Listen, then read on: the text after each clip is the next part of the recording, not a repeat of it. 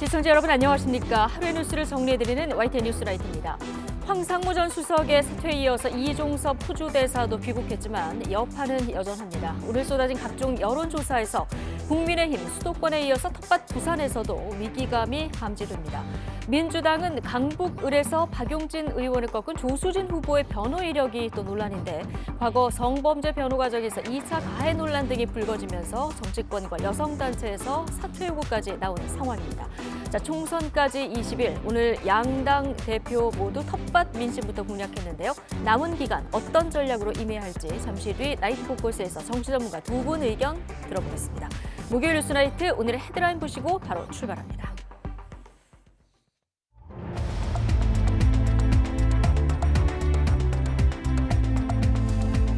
(3월 21일) 목요일 뉴스나이트 주요 뉴스입니다. 수사 외압 의혹의 핵심 인물로 꼽히는 이종섭 호주 대사가 출국 11일 만에 귀국했습니다. 이 대사는 의혹을 부인하면서 공수처에 조사를 요청했는데 아직 실무진 조사도 시작 못한 공수처는 공식 대응을 자제하고 있습니다. 22대 총선을 꼭 20일 앞두고 국민의힘 한동훈 비대위원장은 TK 지역을 찾아 다음 주 박근혜 전 대통령 예방 일정을 공개했고 민주당 이재명 대표는 호남을 찾아 조국 혁신당의 견제구를 날리면서 여권 인사들의 5.18 망언 논란을 저격했습니다.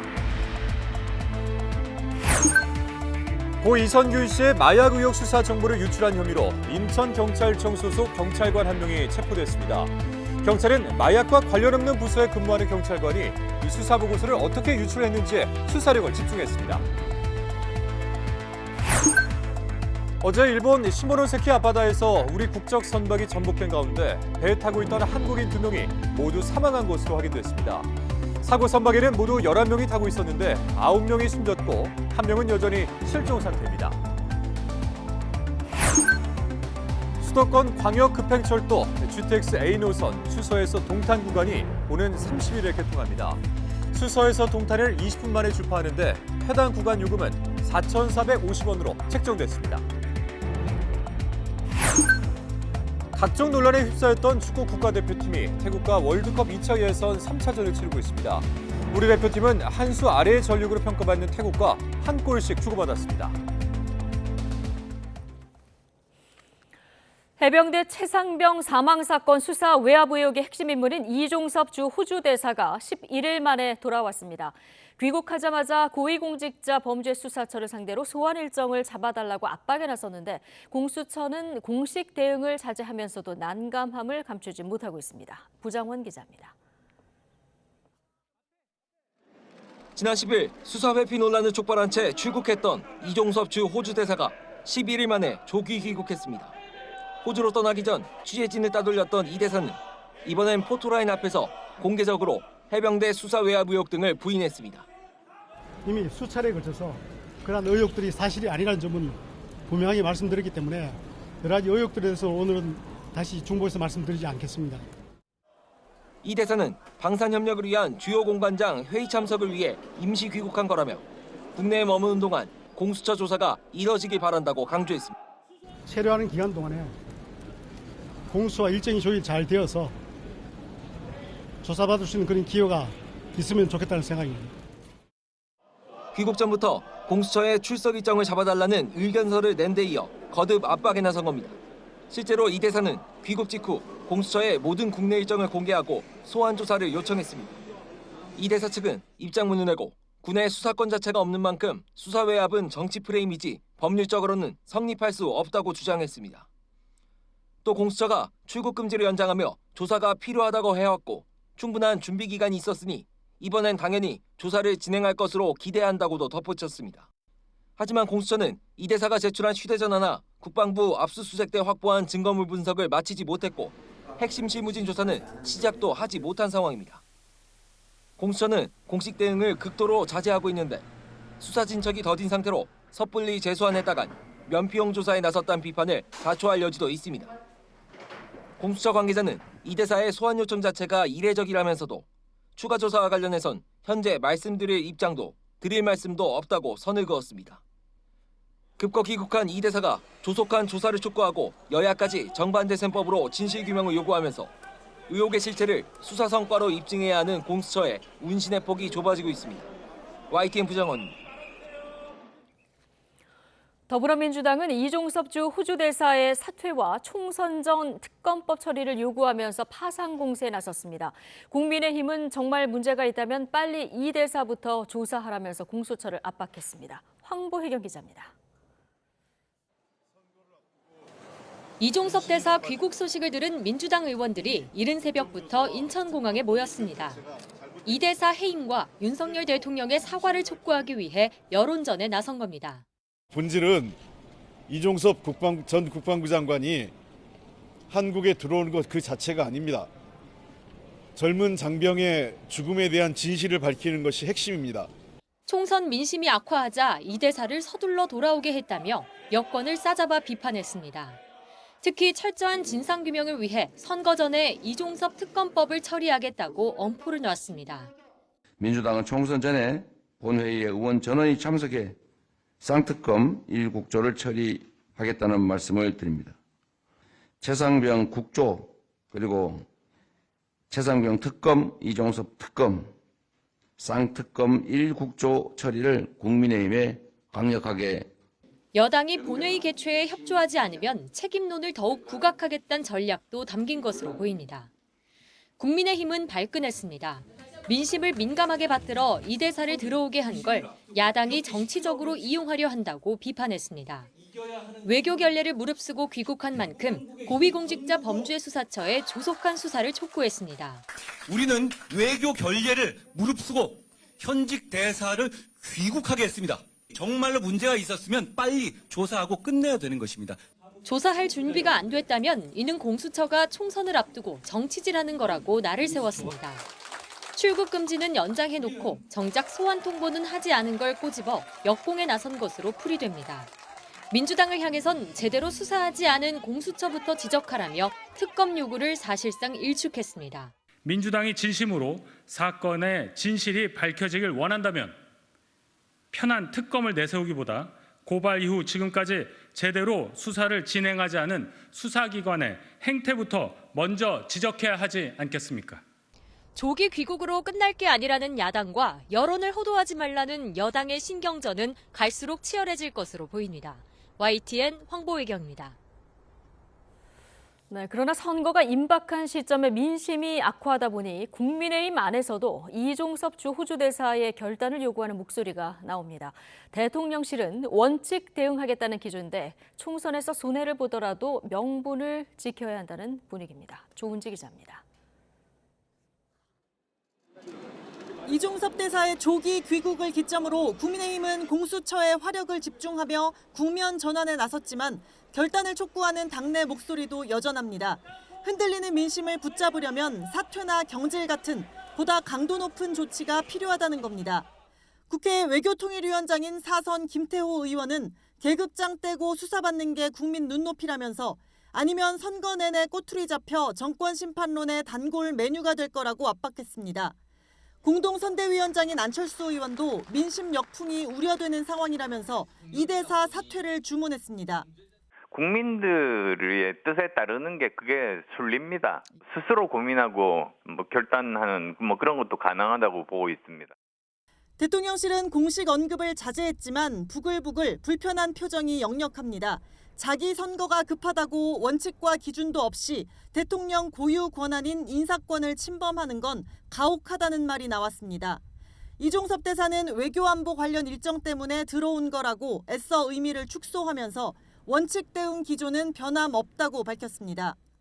대통령실 고위 관계자는 YTN에 정치에서 이치에 맞추다 보면 때로는 질 수도 있다. 명분도 없이 지는 것이 더 큰 패배라고 내부 분위기를 전했습니다. 총선을 앞둔 정치권의 압박 속에 이종섭 대사는 11일 만에 다시 한국당을 밟았지만 그 의미와 향후 대응을 놓고는 동상이몽, 대통령실과 당의 간극은 좀처럼 좁혀지지 않는 모습입니다. YTN 조은지입니다. 총선을 20일 앞두고 여야는 모두 과반 의석 위기론으로 몸을 낮추며 지지를 호소하고 있습니다. 특히 막말 경계령으로 내부를 단속하며 상대당을 심판해달라고 목소리를 높이고 있습니다. 손효정 기자입니다. 민주당은 최대 153석 이상 확보도 가능할 거란 낙관론을 진화하는 데 애를 쓰고 있습니다.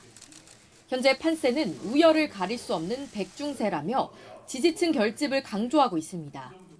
범야권 의석이 200석을 넘기면 대통령 탄핵이 가능하다고 주장한 박지원 전남 해남 완도진도 후보 등에겐 공개적으로 경고장을 날렸습니다. 과도한 의석수를 자신하거나 또 국민의 눈높이에 맞지 않는 그러한 개인적 언급들이 나타나고 있습니다. 강력하게 경고합니다. 국민의힘은 한 발 더 나가 당 차원의 목표 의석수를 아예 밝히지 않고 있습니다. 수도권 위기론이 불거지기 전 여당이 150에서 160석을 가져갈 거란 장성민 경기 안삼갑 후보를 겨냥해 한동훈 위원장이 근거 없는 전망을 삼가라고 촉구했을 정도입니다. 이종섭, 황상무 논란 등 악재가 잇따라 터진 뒤엔 조심하는 기류가 더 역력합니다. 경기도는 예전부터 지금까지 계속 그렇게 좋지가 않았습니다. 아마도 10석 정도가 될 것이라고 이야기한 바가 있는데요. 그래도 는 겁니다, 지난번보다. 살얼음판을 걷는 상황에서 여야는 상대의 막말 논란을 공략하며 표심을 자극하고 있습니다. 국민의힘은 조수진 서울 강북을 민주당 후보의 성범죄 변호 이력을 이재명 대표의 과거 발언과 연결지으며 공세 수위를 끌어올리고 있습니다. 이재명 대표가 자기 조카가 잔인하게 자기 사귀던 사람의 가족을 죽였던 사안에 대해서 데이트 폭력이라고. 조수진 씨 하나가 특이한 게 아니라 반면 민주당은 각각 부적절한 막말과 5.18 폄훼 논란으로 공천이 취소된 장해찬, 도태우 후보를 문제 삼으며 반격하고 있습니다. 5.18이 북한군이 개입한 폭동이다. 그런 주장하는 사람들을 버젓이 국민의 대표로 공천하기까지 하는 당이 바로 국민의힘이고, 여야는 방탄국회, 입법 폭주 심판과 검찰 독재, 무능 정권 심판으로 서로 맞불을 놓으며 선거구도 싸움에도 사활을 걸고 있습니다. 내일까지 진행되는 후보 등록이 끝나고 대진표가 최종 확정되면 여야의 양보 없는 선거전 열기는 더욱 뜨거워질 것으로 보입니다. YTN 손효정입니다. 국민의힘 한동훈 비상대책위원장이 총선 20일을 앞두고 강세 지역인 대구와 무소속 후보의 거센 도전을 받는 경북 경산을 찾았습니다. 다음 주 박근혜 전 대통령 예방 사실을 공개하며 보수 지지층 결집에 힘을 실었습니다. 강민경 기자가 다녀왔습니다. 대구를 찾은 한동훈 위원장은 윤재욱 원내대표의 달서울 선거사무소 개소식부터 들렸습니다. 총선 후보자 등록이 시작된 첫날 당 핵심 지도부를 지원 사격한 겁니다. 성범죄 변호에도 민주당에서 공천받은 조수진 변호사를 직격하며 야당의 도덕성을 문제 삼고 집토끼 결집을 강조했습니다. 범죄자 연대들이 이 나라를 장악하게 될 겁니다. 그거 막아야 합니다. 대구 경북의 힘이 전국으로 우리의 목소리가 퍼져나가야만 이길 수 있습니다. 여러분. 오후엔 김기용 전 통일부 차관의 전략 공천한 대구 중남구를 찾아갔습니다. 5.18 폄훼 발언으로 공천이 취소되자 이 지역에 무소속 출마한 도태우 변호사의 견제 차원이라는 해석이 나왔습니다. 이른바 박근혜 전 대통령의 집사인 유영하 후보가 대구 일정에 동행한 가운데 국민의힘은 다음 주 한동훈 위원장이 박 전 대통령을 만날 거란 사실을 공개했습니다. 전국을 여러분의 마음으로 뒤덮을 겁니다. 저희가 20일 남은 동안 국민의 마음을 얻기 위해서 최선을 다할 것이라는 말씀을 드립니다. 3자 구도가 형성된 경북 경산에선 무소속 최경환 후보에 반해 상대적 열세인 조치현 후보를 지원 사격했습니다. 대구 경북 TK에서 표심 결집에 나선 한동훈 위원장은 내일은 충남을 찾아갑니다. 상대적으로 부동층이 많은 중원에서 외연을 확장하려는 취지로 읽힙니다. YTN 강민경입니다. 더불어민주당 이재명 대표는 후보자 등록 시작일인 오늘 전통적 지지 기반인 호남을 찾았습니다. 최근 조국 혁신당의 약진을 의식한 듯 제1당은 민주당이 돼야 한다며 위성정당의 표를 몰아달라고 호소했습니다. 이준혁 기자입니다. 민주당 이재명 대표와 선대위가 한 달 반 전 선거제 결단을 내렸던 광주를 다시 찾았습니다. 그 산물인 비례 위성정당 선대위와 함께했는데 최근 상승세가 두드러진 조국 혁신당을 향해 또다시 견제구를 날렸습니다. 중요한 것은 일당이 반드시 더불어민주당이 돼야 된다. 더불어민주당이 과반수를 독자적으로 해야 효율적인 신속한 의사결정, 강력한 입법 추진, 국정감시가 가능하다. 호남에서 실망한 민주당 표심이 조국 혁신당으로 이동했다는 분석과 무관치 않아 보이는데 실제로 4개 여론조사 업체가 공동으로 시행하는 3월 3주차 전국 지표조사 비례대표 투표 질문에서 조국 혁신당은 19%, 더불어민주연합은 16%를 기록했습니다. 2주 전 같은 조사 때보다 더불어민주연합은 1%포인트 낮아지고 조국 혁신당은 5%포인트 상승하면서 오차범위 안에서 순위가 달라졌습니다. 그만큼 위기감도 커졌는데 민주당과 민주연합은 이종섭 주호주 대사 비판 등 대여 공세 메시지로 돌파에 나서는 분위기입니다. 여권 인사들의 5.18 망언 논란을 저격하는 한편 김대중 전 대통령과 광주의 적자는 바로 민주당이라고 목소리를 높였습니다. 이재명 대표는 광주 5.18 정신을 고리로 선명한 정권 심판론과 함께 이른바 몰빵론을 부각하며 비례대표 표심 단속에 열을 올렸습니다. 민주연합 역시 표를 몰아달라며 민주당과 한몸임을 강조했습니다. 비례정당 선택으로 고민하시는 분들이 계신 것 같은데 사실 복잡하게 생각하실 필요 없습니다. 김대중 전 대통령님, 노무현 전 대통령님, 문재인 전 대통령님, 어느 정당의 당원이십니까? 광주와 전북 일정을 마친 이 대표는 내일은 충남 논산과 서산 등을 돌며 중원 공략에 나섭니다. YTN 이준엽입니다. 제3지대 소식도 알아보겠습니다. 비례대표 후보 공천의 반발에 탈당을 시사했던 개혁신당 양향자 원내대표가 오늘 예고했던 거취 관련 기자회견을 돌연 취소했습니다. 양 원내대표 측 인사는 YTN에 당 지도부와 대화를 더 해보자는 쪽으로 정리된 것 같다고 배경을 설명했습니다. 앞서 어제 양 원내대표는 개혁신당 비례대표 후보 공천 명단이 발표되자 반도체 첨단 과학기술 인재가 배제된 결과에 동의하지 않는다고 반발했습니다.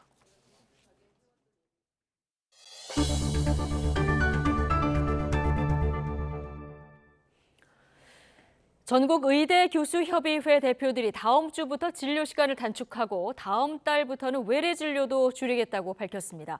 정부는 여전히 전공의들에 대한 면허 정지 처분을 예고하면서 강하게 맞서고 있습니다. 김혜은 기자입니다. 전국의대교수협의회가 다음 주부터 병원 교수들의 근무 시간을 주 52시간으로 줄이겠다고 선언했습니다. 다음 달부터는 외래 진료도 최소화할 방침입니다.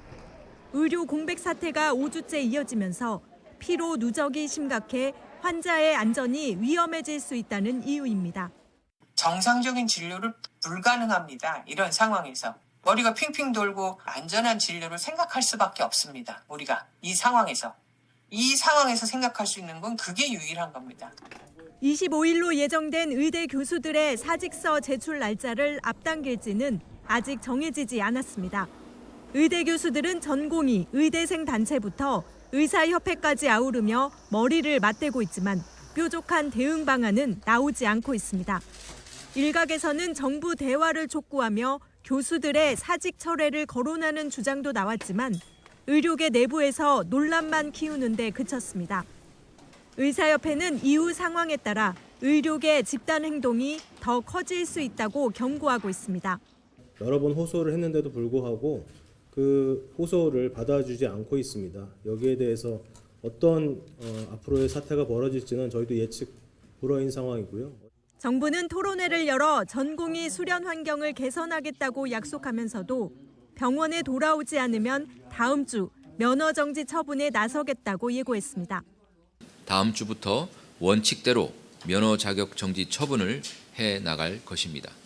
레지던트를 수료하는 해에 전문의 자격을 취득할 수 없게 됩니다. 의대 교수들이 진료실을 떠나는 대신 진료 시간을 줄이는 방법을 선택했지만 환자들의 피해는 더 커질 수밖에 없는 상황입니다. 줄어든 진료 시간만큼 진료를 보지 못하는 환자나 수술받지 못하는 환자가 늘기 때문입니다. 중증 환자 단체는 정부와 의료계의 강대강 대치 속에 어느 쪽도 환자를 생각하지 않고 있다고 비판했습니다. YTN 김혜은입니다. 전공의 집단 행동이 장기화하면서 의사가 떠난 자리를 지키고 있는 병원 노동자들은 의료 사고라도 나면 어쩌나 불안이 큽니다. 군의관들이 대학병원으로 파견돼 하루아침에 주치의가 바뀐 기존 환자들 불만도 커지고 있습니다. 윤태인 기자입니다.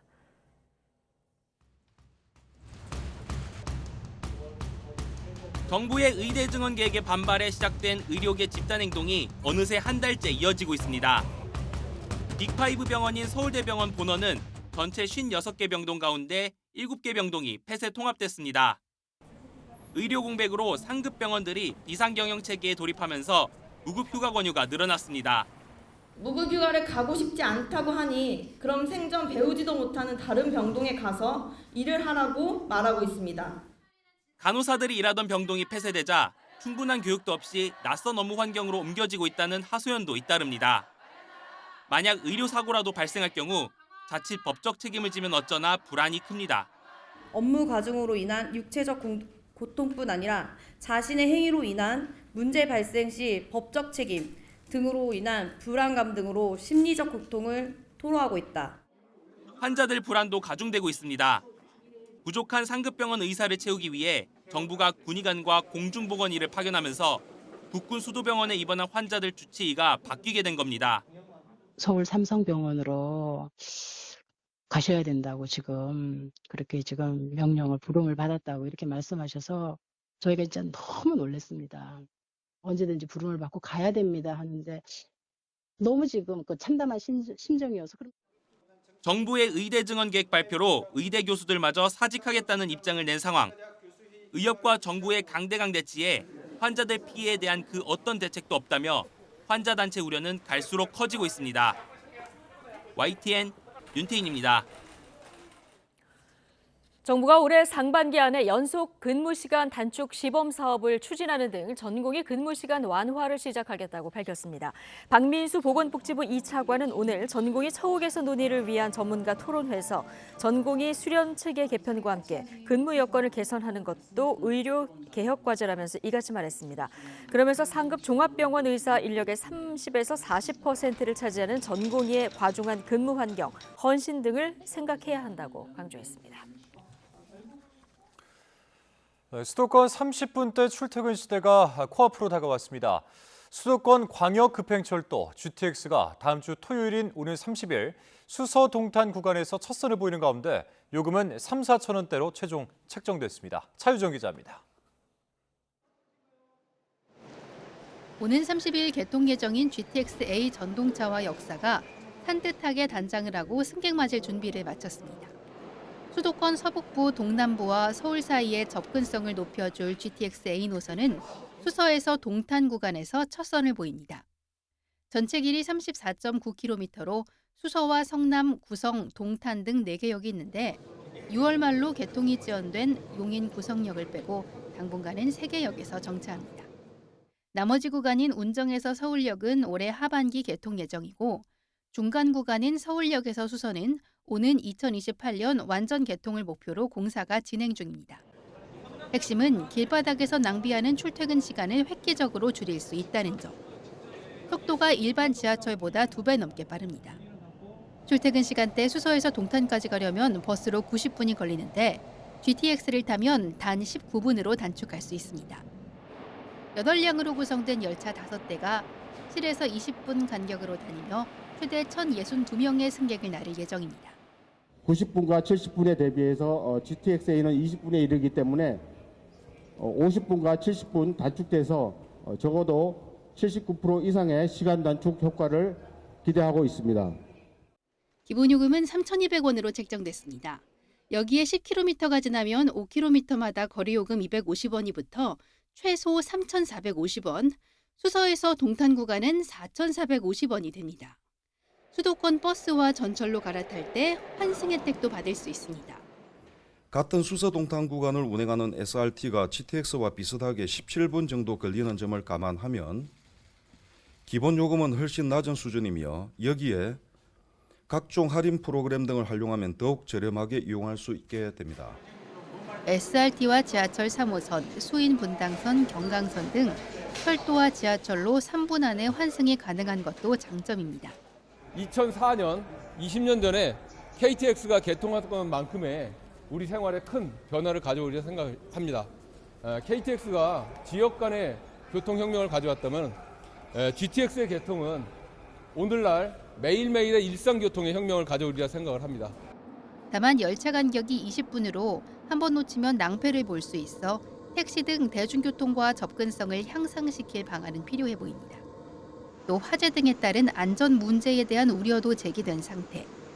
관계당국은 특별 피난계단 설치와 촘촘한 소화기 배치, 연기 흐름을 고려한 비상등 유도 등 다중의 안전장치를 확보했다는 점을 강조했습니다.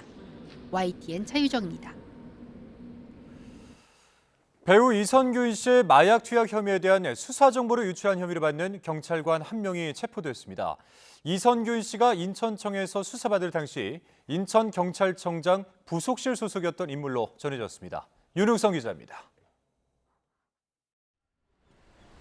경기 남부경찰청 반부패 경제범죄 수사대가 인천경찰청 소속 간부급 경찰관 A씨를 긴급 체포했습니다. 배우 이선균 씨의 마약 투약 혐의 사건 관련 수사 자료를 유출한 혐의입니다. 5시간 동안 인천청을 상대로 압수수색을 벌인 끝에 경찰은 A씨가 수사 자료를 유출한 혐의가 있다고 보고 신병을 확보했다고 밝혔습니다. A씨는 현재 마약 수사와 연관된 부서 소속은 아닌 것으로 확인됐습니다. 이선균 씨가 인천청에서 수사받을 당시에는 인천경찰청장 부속실 소속이었던 것으로 전해졌습니다. 앞서 이선균 씨의 수사정보 유출 의혹이 불거지자 인천청은 지난 1월 공정성 담보를 이유로 자체 조사가 아닌 인접한 경기 남부청에 수사를 의뢰했습니다. 사건을 맡은 경기 남부청은 일주일 만에 인천청 마약수사계와 수사 내부 보고서 원본을 보도했던 인터넷 언론사 한 곳을 압수수색하는 등 수사를 이어갔습니다.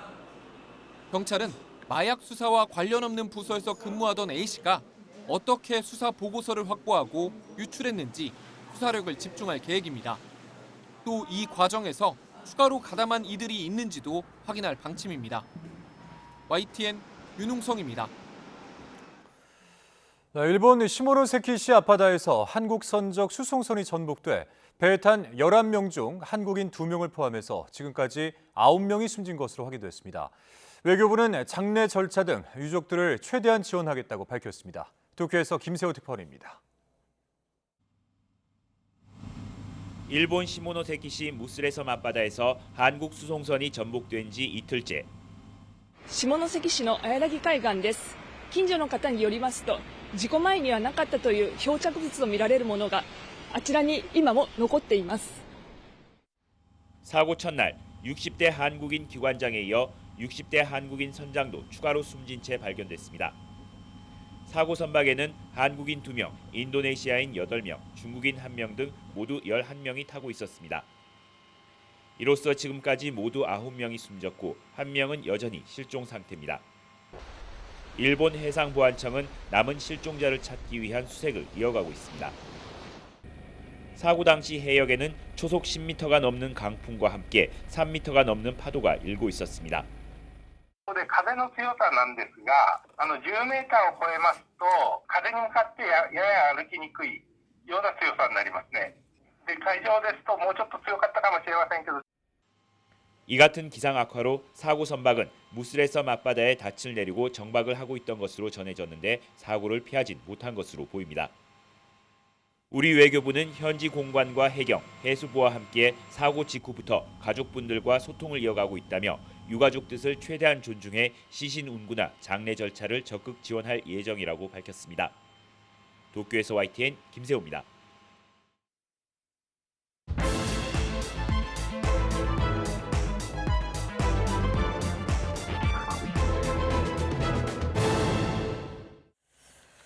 네, 총선 20일 남았습니다. 오늘의 정치권 관심 뉴스들 나이트 포커스에서 다뤄보겠습니다. 이종근, 김준일 두 분 평론가와 함께하겠습니다. 어서 오십시오. 안녕하십니까. 최근 여론의 중심에 섰었던 이종섭 주 호주 대사 오늘 오전에 귀국했습니다. 조사받을 기회가 있길 바란다 이렇게 얘기했는데요.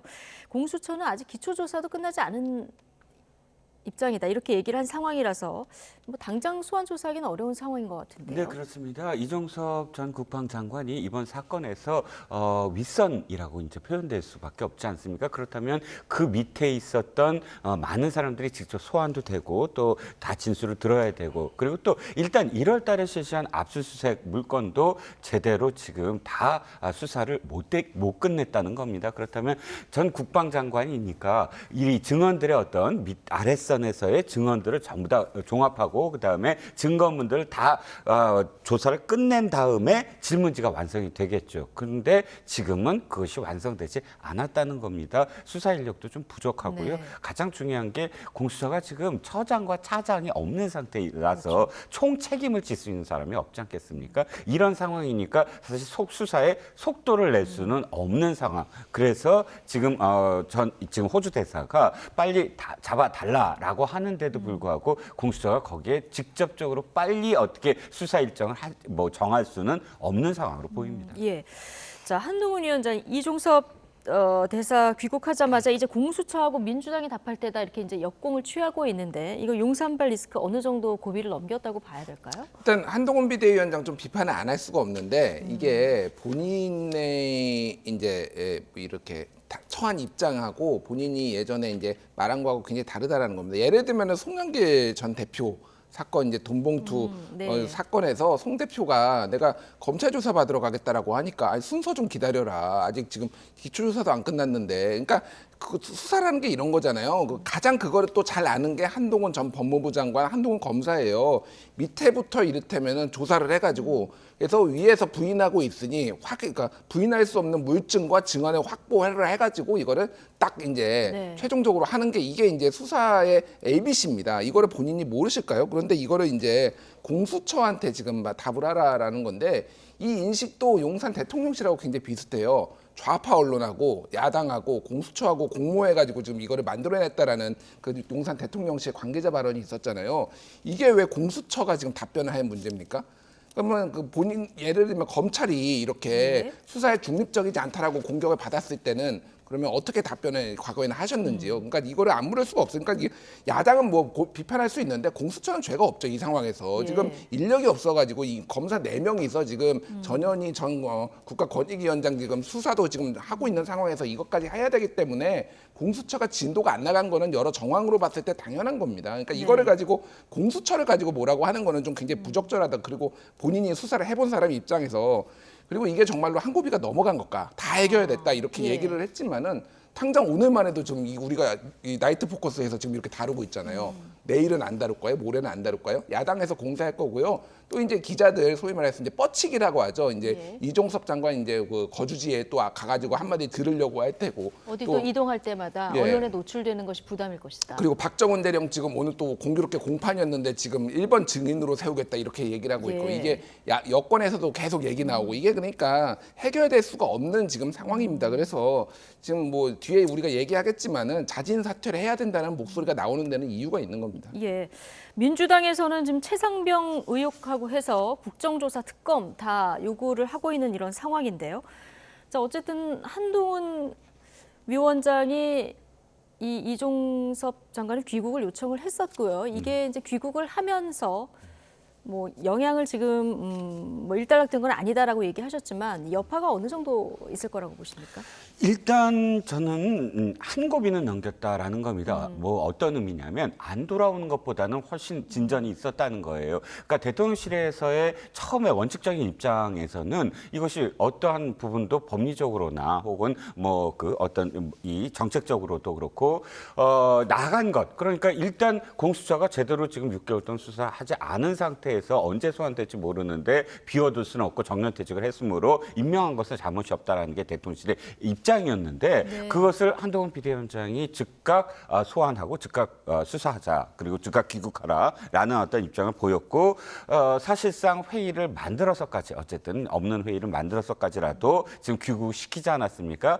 그건 저는 한 번의 어떤 진전은 있었다고 봐요. 그 다음 고비는 사실 아까 말씀하신 부분들이 몇 가지가 더 이제 단계적으로 넘어가야 되는 어떤 부분이 있는데 뭐 개인적으로는 이런 부분들을 조금 더 공수처가 명확히 했으면 하는 부분이 있어요. 지금 말씀하셨듯이 상당히 지금 인력도 부족하고 상당히 많은 시인들이 걸리잖아요. 그렇다면 지금 국민들한테 보여준 하나의 장면은 도피가 아니다. 일단 부임을 했기 때문에 간 것이지만 수사에 협조하는 차원에서 언제든 수사가 진전되고 지금 이 호주 대사의 소환이 필요하다면 즉각적으로 귀국하겠다라는 약속을 만약 받아낸다면 공수처가 그런 입장을 보여준다면 상당히 진전이 있는 것이 아니냐. 회피하려고 했던 게 아니라는 것만큼은 뭐 이렇게 메시지로 전달이 된 게 아니라는 겁니다. 예, 이종섭 대사가 귀국을 해도 지금 말씀하신 대로 그 다음 고비들이 조금씩 남아있다 보니까 이를 바라보는 국민의힘 내부에서도 엇갈린 그 평가가 나오고 있습니다. 직접 듣고 오시겠습니다.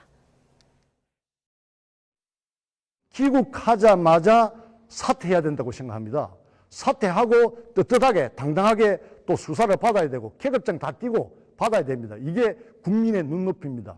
왜냐하면 지금 상황은 특수 상황이고 절박합니다. 그 한석이 대한민국의 미래를 좌우할 수 있다는 그런 믿음 때문에 정말 그분 개인에게는 안타깝지만은 그런 결단을 내려주셔야 된다고 저는 생각합니다. 너무 그렇게 막 저쪽에 몰아가면 우리가 막 같이 덩달아서 이렇게 호떡집에 불난 것처럼 할 일은 아닌 것 같아요. 절대 도주가 될 수가 없는 일을 이렇게 악의적으로 뒤집어 씌우고 있습니다. 진상을 좀 정확하게 말씀을 드렸으면 좋겠어요. 민주당과 같이 이거 빨리 사퇴해라 이렇게 하는 거는 저는 아닌 것 같아요. 네. 이혜훈 의원은 뭘 잘못했느냐 이렇게 옹호를 했지만 김태우 의원 앞서 그 목소리 톤도 들어보셨지만 매우 강한 어조로 얘기를 했는데 지금은 특수 상황이다 보니까 결단을 내려야 한다. 안철수 후보도 오늘 비슷한 얘기를 했는데 이 대사가 자진 사퇴할 가능성이 있을까요? 뭐 정치는 생물이고 사실 이게 뭐 인사권 얘기를 하지만은 큰 틀에서 이제 정치기 때문에 뭐 알 수 없죠. 알 수 없는데 그러니까 김태우 의원이 저렇게 최근에 현안에 대해서 목소리 낸 거는 저는 최근에는 본 적이 없어요. 그러니까 요 사안을 빼고는. 그러니까 지금 그 양산을에 지금 김두관 후보하고의 그 여론조사 제가 수치는 말씀 안 드리겠지만 초접전이에요. 그러니까 완전 엎치락뒤치락인데 저거를 왜 김태우 후보가 저렇게 세게 얘기하는지를 이제 그 저간의 사정을 추정을 해보면은 저게 지금 악영향을 끼치고 있다라는 거를 본인들이 그 캠프에서 피부로 완전히 느끼고 있다라는 겁니다. 근데 그런 말씀하신 분들이 한두 명이 아니거든요, 지금. 그러니까 안철수 후보도 지금 그 얘기를 한 거고 그 앞에 뭐 예를 들면 여러 이제 수도권의 후보들 지금 그렇게 뭐 김은혜 대통령의 1위였던 김은혜 홍보수석도 이제 문제 제기하고 뭐 이용 뭐 호위무사였던 이용 의원도 후보도 하남 이제 출마한 이분도 얘기하고 그 정도로 이게 안 좋다라는 거예요, 쉽게 얘기를 하면은. 그러니까 아까 말씀드렸듯이 이게 일단락 됐다라고 보기 어렵고 지금도 현재 진행형이라고 본다라면은 최종적으로는 후보들 입장에서는 좀 이거 좀 매조지 좀 지어줘라 이런 좀 간곡한 메시지를 좀 내고 있는 거 아닌가 그렇게 보고 이혜훈 의원은 뭐 저게 국민의힘 입장에서는 맞을 수도 있지만은 저게 정말로 국민 눈높이에 그리고 지금 돌아선 중도층의 눈높이에 맞는지 본인이 한번 판단을 해보셔야 될 것 같습니다. 이 얘기 계속했어요. 계속했는데 안 먹혔잖아요. 지금 저기 사전 투표까지 2주밖에 안 남았거든요. 이게 가장 이게 그 리스크가 큰 거예요. 그러니까 지금 그러니까 제가 말씀드린 거는 이런 억울한 부분이 뭐 국민의힘 입장에 있다라고 하더라도 2주 안에 그러면 이게 다 해소가 될 수 있느냐. 제가 보기엔 이혜훈 의원은 굉장히 좀 안이한 인식을 가지고 계신 것 같습니다. 예. 자, 국민의힘에서 또 하나 위성 정당이 국민의 미래 비례대표 공천 문제에도 좀 갈등이 있었었는데요. 결국 비례 후보 그 호남 당직자들 좀 배려를 하면서 재배치가 이루어진 상황입니다. 이렇게 되면은 어느 정도 이 문제는 해소가 됐다고 봐야 될까요? 그렇죠. 이제 명분이 따로 있었고 그리고 속내가 좀 따로 있었던 것 같아요. 이철규 공관위원 문제 제기했던 건 명분상으로는 두 가지잖아요. 하나는 당직자에 대한 배려가 너무 없었다는 거, 그다음에 호남에 대한 배려가 좀 부족했다는 거. 이 두 가지가 명분인데 속내는 사실상 뭐 이철규 위원이 직접 뭐 추천을 하든 아니면 누군가의 어떤 뭐 요청에 의한 추천이든 추천한 인사들이 제대로 반영되지 않았다라는 것이고요. 이 두 가지로 놓고 봤을 때 한동훈 비대위원장은 한쪽, 그러니까 명분은 해결을 했다는 겁니다. 즉 말씀하셨듯이 비례와 관련돼서 호남의 순번, 그러니까 조배숙 전 의원을 사선이나 한 전 의원을 어쨌든 그 20위권 내로 갑자기 집어넣어줬고, 두 번째는 이달희 부지사, 네. 부지사를 사무처 몫으로 해서 당선권으로 진입시킨 것. 이 두 가지는 명분상으로는 뭐 한동훈 비대위원장이 받아들일 수밖에 없었던 어떤 상황이었던 것 같아요. 네. 그런데 실질적으로는 보면 아니 그렇다고 해서 지금 무리하게 경쟁력을 떠나서 무리한 어떤 그런 그 추천은 안 받아들이겠다라고 선을 긋는 그러니까 두 가지가 동시에 이루어진 셈이죠. 네, 어떻게 보셨습니까? 그러니까 이거는 저는 봉합이라고 봅니다. 그러니까 이거 여러 언론에 어제 오늘 나온 것이 이제 대통령이 10분 전에 비례 명단을 받아들이고 굉장히 격노했다, 조금 황당했다 이렇게 얘기가 나오고 배신감을 토로했다라는 거 아니에요. 내가 너무 한동훈을 믿었나 보다라는 건데 지금 이제 뭐 공식적으로 확인은 안 됐지만은 언론에서 많이 나온 얘기가 뭐 처음에는 뭐 김행이 빠져서 그랬네 뭐 이렇게 얘기가 나오다가 지금 뭐 백현주 국악방송 사장 이익선전 기상캐스터 뭐 민영삼 따따붙다 진행자 아니면 뭐 개그맨 출신 유튜버 이제 김영민 씨 뭐 이런 사람들 이름이 나왔는데 주기환 광주시당 당협위원장 포함해서 아무도 안 들어갔어요. 그러니까 소위 말해서 용산 픽으로 알려진 이런 사람들이 그리고 조배석 의원은 사실은 뭐 호남 몫이기는 한데 이 호남에서 오랫동안 지역구 뭐 하셨던 분인데 이게 이제 뭐 들어가는 게 맞느냐 뭐 이런 얘기까지 있어요. 그러니까 사실은 이게 미세 조정을 했지만은 갈등을 완벽하게 해소하고 요청을 다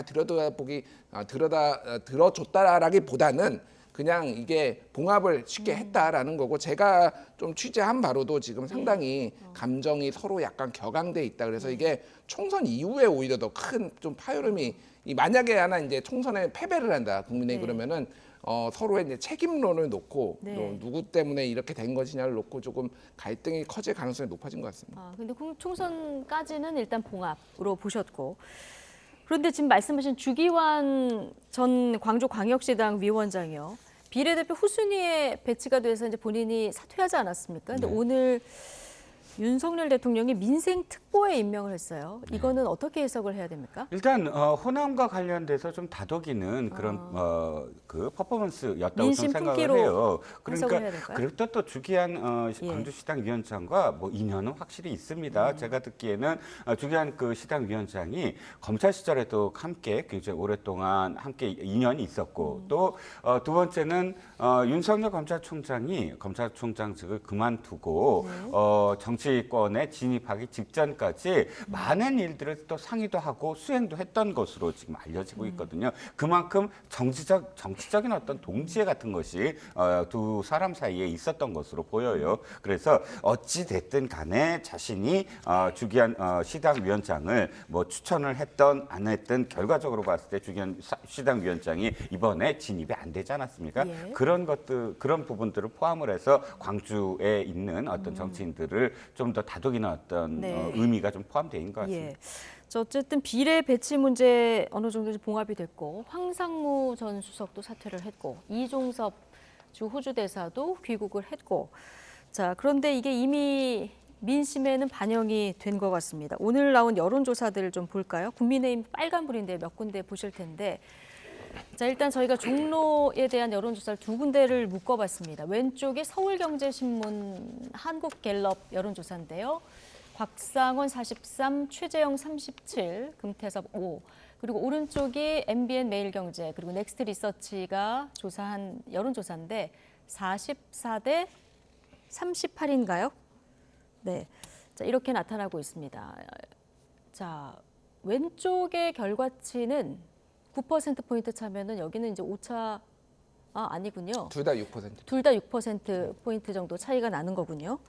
자, 최근에 좀 여론 흐름 지형이 좀 바뀐 이런 상황인 것 같고요. 그리고 자, 다음 지역도 한꺼번에 보시고 제가 질문을 드리도록 하겠습니다.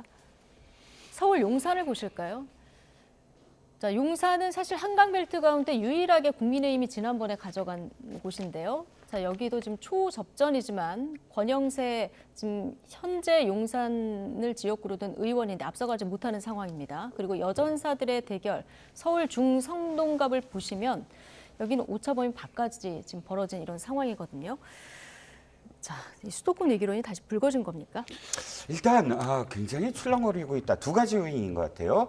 외생 변수가 생겼다. 사실 당의 지금 지지율이나 혹은 당의 흐름은 나쁘지 않았어요. 네. 특별히 어떤 실수가 있거나 특별히 결정적인 어떤 막말이 있거나 정치 총선에서 언제나 보여왔던 그런 부분보다는 대통령실의 두 가지 문제, 그러니까 황상무 수석의 실언과 그다음에 이 피의자의 지금 임명 그리고 부임 이런 부분들이 사실 그 당으로서는 외생 변수로서 갑자기 돌출됐고 이것을 일주일이나 끌었어요. 사실 총선에서 일주일은 어마어마합니다. 총선이란 건 인화물질이 가득 찬 창고나 마찬가지예요. 손톱만큼 한 불길로도 사실은 완전히 정말 불길이 어마어마해질 수 있는 그런 기간이 바로 총선이거든요. 예민할 수밖에 없어요. 한 가지 문제라도 다 264명의 후보들이 전부 다 한마디씩 하면 어마어마하게 커질 수밖에 없거든요. 그런데 일주일을 키웠다는 것, 이런 것들이 결정적으로 지금 출렁거리게 만들었고 한 가지만 예를 들어서도 종로구면 최재형 후보가 사실은 현역 의원이잖아요. 그렇죠. 현역 4년 동안 했잖아요. 그렇다면 현역 프리미엄이 최소한 있어야 되는데도 불구하고 지금 다른 충청도에서 4년 전에 지금 출마했던 곽상원 후보가 갑작스럽게 종로에 등장했는데도 불구하고 이렇게 오차 범위 내지만 이런 결과가 나왔다는 건 확실하게 외생 변수가 지금 작용하고 있다라는 겁니다. 최재형 후보는 보궐선거 로 당선이 됐었던 예, 그렇죠. 거죠? 보궐선거로 당선됐고요. 예, 어쨌든 지금 현역인데 여론 흐름이 좀 밀리는 이런 분위기, 좀 심상치 않은 분위기다 이렇게 읽을 수 있는데 부산 상황 관련해서 김준일 평론가께 질문을 좀 드리겠습니다. 부산 여론도 지금 비상인데 여기는 여당의 텃밭인데 두 번째부터 볼까요? 부산 사상 초접전입니다. 부산 북갑 자. 전재수 후보가 49.9, 서병수 후보. 자, 전략 배치됐어요. 지역구 옮겨가지고. 그런데 지금 밀리는 이런 분위기인 거고요. 맨 앞에 있는 부산 연제를 보시면 여기는 뭐 보수 민심이 강한 곳인데 김희정 후보가 국민의힘 후보고요. 지금 노정현 후보가 진보당 후보입니다. 이제 야권 단일화가 이루어졌는데 여기 오차 범위 밖으로까지 벌어진 이런 상황이에요. 부산 민심은 어떻게 봐야 될까요? 그러니까 부산이 이게 그러니까 진짜로 이제 3월 10일 날 이종섭 대사 출국 전과 출국 후에 여론조사를 한번 보실 일이 있으면 우리 시청자분들이 많이 달라요. 많이 다른 거를 지금 우리 방금 보신 거에서도 느끼실 수 있을 겁니다. 사실은 노정현 진보당 후보 저는 솔직히 얘기하면 제가 과문해서인지 모르겠는데 처음 들어봤습니다. 김희정 후보는 뭐 의원 하셨던 분이니까. 그러니까 이게 지금 이 부산이 지금 흔들리고 있어요. 그러니까 부산에서 지난번에 3석이었거든요. 그러니까 민주당이 가져온 게, 그러니까 부울경 다 합쳐서는 7석이었는데 그 중에서 경남 3석, 이제 울산 1석이었는데 2016년에는 5석이었어요, 부산이. 그러니까 민주당이. 그러니까 지금 오히려 줄었다라고 보면 되는데 지금 이 추세면은 지금 역대 최고 이제 민주당이 스코어를 가져갈 수 있을 정도로 안 좋다. 근데 다만 이제 감안해야 할 건은 있습니다. 이제 부산의 여론조사 같은 경우에는 약간의 그 보수 쪽의 회복 탄력성이 있어요. 그래서 실제 벌어진 민주당이 앞서는 것보다도 조금 이제 실제는 약간 좁혀져 있다. 사실 그 정도로 차이 나지는 않는다라고 보는 게 맞습니다. 일반적으로 그 전에 여론조사 추이를 봤을 때는 그래도 이렇게 지금 이렇게 특히 이제 서병수 의원 같은 경우에는 부산 시장까지 했던 분이면은 사실 부산 전 지역이 지역구예요. 그 정도로 인지도가 있는 분인데 뭐 전재수 의원이 워낙 뭐 탄탄하게 지역구를 관리했다고 하더라도 여러모로 지금 굉장히 위기가 커졌다. 그런데 이거는 사실 이 모든 게 다 이종섭 리스크고 제가 아까 전에 그 앞에 좀 말씀드리면은 전현희 윤희숙 그 여론조사 같은 경우에는 MBN에서 했거든요. 중성동갑이요? 중성동갑. 이거를 제가 아까 전에 MBN 뉴스를 봤는데 그 빅데이터 분석을 했어요. 윤희숙이라는 키워드로 빅데이터 분석을 했는데 가장 많이 나온 게 황상무랑 이종섭입니다. 그러니까 윤희숙하고 도대체 황상무랑 이종섭이 무슨 관련이 있습니까? 근데 사람들은 그만큼 영향력이 컸다. 국민의힘 하면은 그냥 다 연관시켜서 본 거. 그러니까 윤희숙 의원 후보 입장에서 완전 억울한 거죠. 본인은 아무것도 안 했는데 이렇게 당해서 리스크 만들어가지고 정부에서 그러니까 대통령이 리스크 만들어가지고 이렇게 된 거. 그러니까 지금 이거 아직도 지금 불씨가 남아있다 이렇게 보는 게 맞을 것 같아요. 조금만 보태면 저도 동의합니다. 그리고 수도권은 확실하게 영향이 있는 것 같고요. 근데 부산은 약간 좀 차이가 있는 것 같아요. 전재수 의원은 어차피 지금 상당히 다른 어떤 여론조사에도 그 전부터 좀 앞서고 있는 여론조사가 좀 있었거든요. 근데 이제 연재가 문제예요. 연재 말씀하셨듯이 거기는 정말 보수가 강한 곳인데 딱 근데 이게 그 지역의 어떤 문제가 하나 있어요. 뭐냐면 지금 김희정 의원이 퐁당 이제 8년 만에 다시 오는데 피로도 그러니까 김희정 의원의 연제구 주민들에 대한 아이고 너무 피로해 식상해 2004년도부터 시작을 했거든요. 그리고 두 번째는 저기가 있었어요. 좀 갈등 그러니까 이주환 현역 의원을 꺾고 경선을 했는데 이주환 의원이 불복하고 하면서 거기 지역구 구민들한테는 아유 왜 이렇게 집안 싸움을 하지 하는 게 보였어요. 이런 것들이 사실상 좀 반영이 되는 어떤 부분들이 지역별로 있었다. 좀 나눠서 봐야 된다는 말씀이신데 어쨌든 국민의힘 후보들 지금 발등에 불이 떨어진 이런 상황인데요. 자, 이 모든 상황이 한 2주 안에 이런 여론 흐름의 변동, 여론이 이렇게 출렁였는데 또 거꾸로 생각하면 지금 총선까지 20일 남았고 말씀하신 대로 사전투표까지는 한 2주 정도 남은 상황이라서 또 한 번 이렇게 출렁거릴 그 변수들이 얼마나 있는지 좀 지켜봐야 될 것 같아요. 네, 그렇습니다. 지금은 SNS 세상이잖아요. 저는 SNS가 정치의 선거를 완전히 바꿔놨다고 생각을 해요. 왜냐하면 SNS는 사실 사람들이 자신을 표현하고 싶어하는 어떤 욕망을 부추기거든요. 그러면 무슨 말이든 다 써내려 가는 어떤 상황들이 있어요. 그러면 후보가 딱 되자마자 자신의 과거들, 자신의 썼던 글들, 자신의 생각들이 다 드러나게 돼 있어요. 뭐 그런 것들이 이제 비일비재해지니까 단독이라는 이름을 붙어서 완전히 뭐 쏟아지고 있고요. 그리고 이런 막말들, 과거에 했던 막말들이 옛날에는 아유 과거 했으니까 지금 좀 봐주자 이런 게 통했는데 지금은 그런 게 없거든요. 그래서 옛날에 정동영 열린우리당 의장이 노인 폄하 발언한 게 투표일로부터 27일 전이거든요. 그렇군요. 그 27일 남은 동안 완전히 뭐 지지율이 엄청 출렁거렸으니까 아직도 많은 그런 변수들이 20일이면 잠복해 있다라고 볼 수가 길다면 있죠. 길 수 있는 시간일 수도 있으니까요. 자, 위기의식 속에서 한동훈 비대위원장 보수의 심장으로 불리는 대구와 경북을 찾았습니다. 텃밭에서 어떤 메시지를 내놨을지 듣고 오시겠습니다.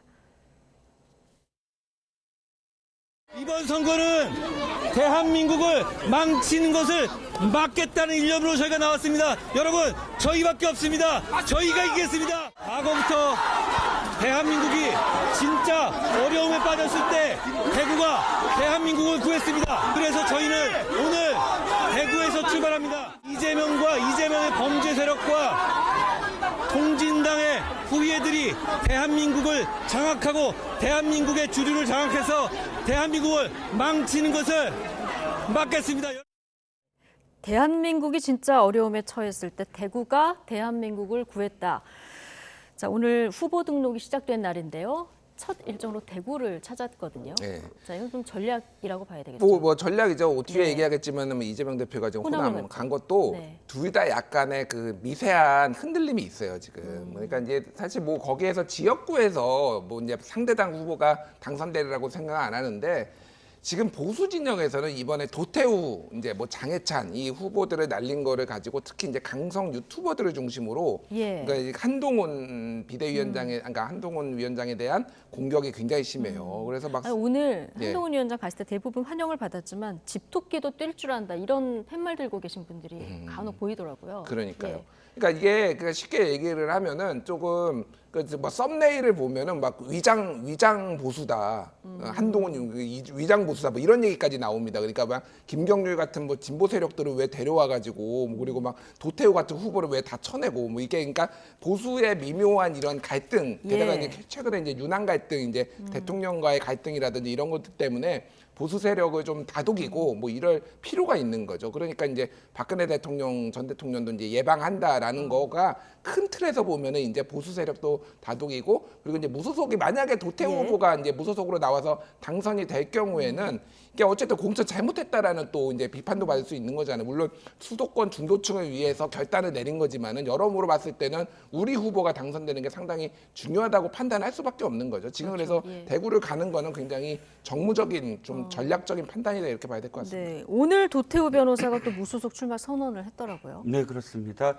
그러니까 오늘 예. 한동훈 비대위원장이 갑작스럽게 발표 하나 했잖아요. 다음 주에 박근혜 전 대통령을 만나겠다. 네, 오늘 저기 유영하 변호사 동행하면서 그렇죠. 동행하면서 네. 그것도 지금 말씀하셨던 부분 이 경산에서도 최경환 부총리가 무소속으로 나오잖아요. 예. 그럼 최경환 부총리와 도태우 변호사의 공통점은 뭐냐면 박근혜 대통령을 옆에서 부총리로서 끝까지 찐박으로서 남아있던 사람 한 사람과 그 다음에 공경을 겪었을 때 그 국정농단 사건이라든지 또는 헌재 그런 그 판결의 변호사로서 끝까지 또 소임을 끝까지는 아니지만 중간에 그만뒀지만 어쨌든 소임을 다했던 변호사가 나온다라는 것을 아니다. 그러니까 어쨌든 박근혜 전 대통령의 마음은 우리한테 있다라는 것을 좀 보여주려는 그런 의도가 담겨 있다고 봐야죠.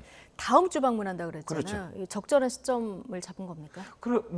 제가 보기에는 또 협의가 있었을 것 같고요. 예. 그런 의미가 뭐냐, 한 번 더 대구로 방문하는 일정을 함께 하는 것이죠. 예. 이번만이 아니라 다음 주도 또 한 번 대구로 방문하겠다. 그만큼 대구의 어떤 민심, 영남의 민심, 그것이 다시 PK까지 가는 그런 구도를 지금 생각을 하고 있는 것 같아요. 알겠습니다. 자, 이재명 대표도 오늘 텃밭으로 달려갔습니다. 호남의 심장부 광주에서 정권 심판론에 재차 불을 당겼는데요. 직접 듣고 오시겠습니다.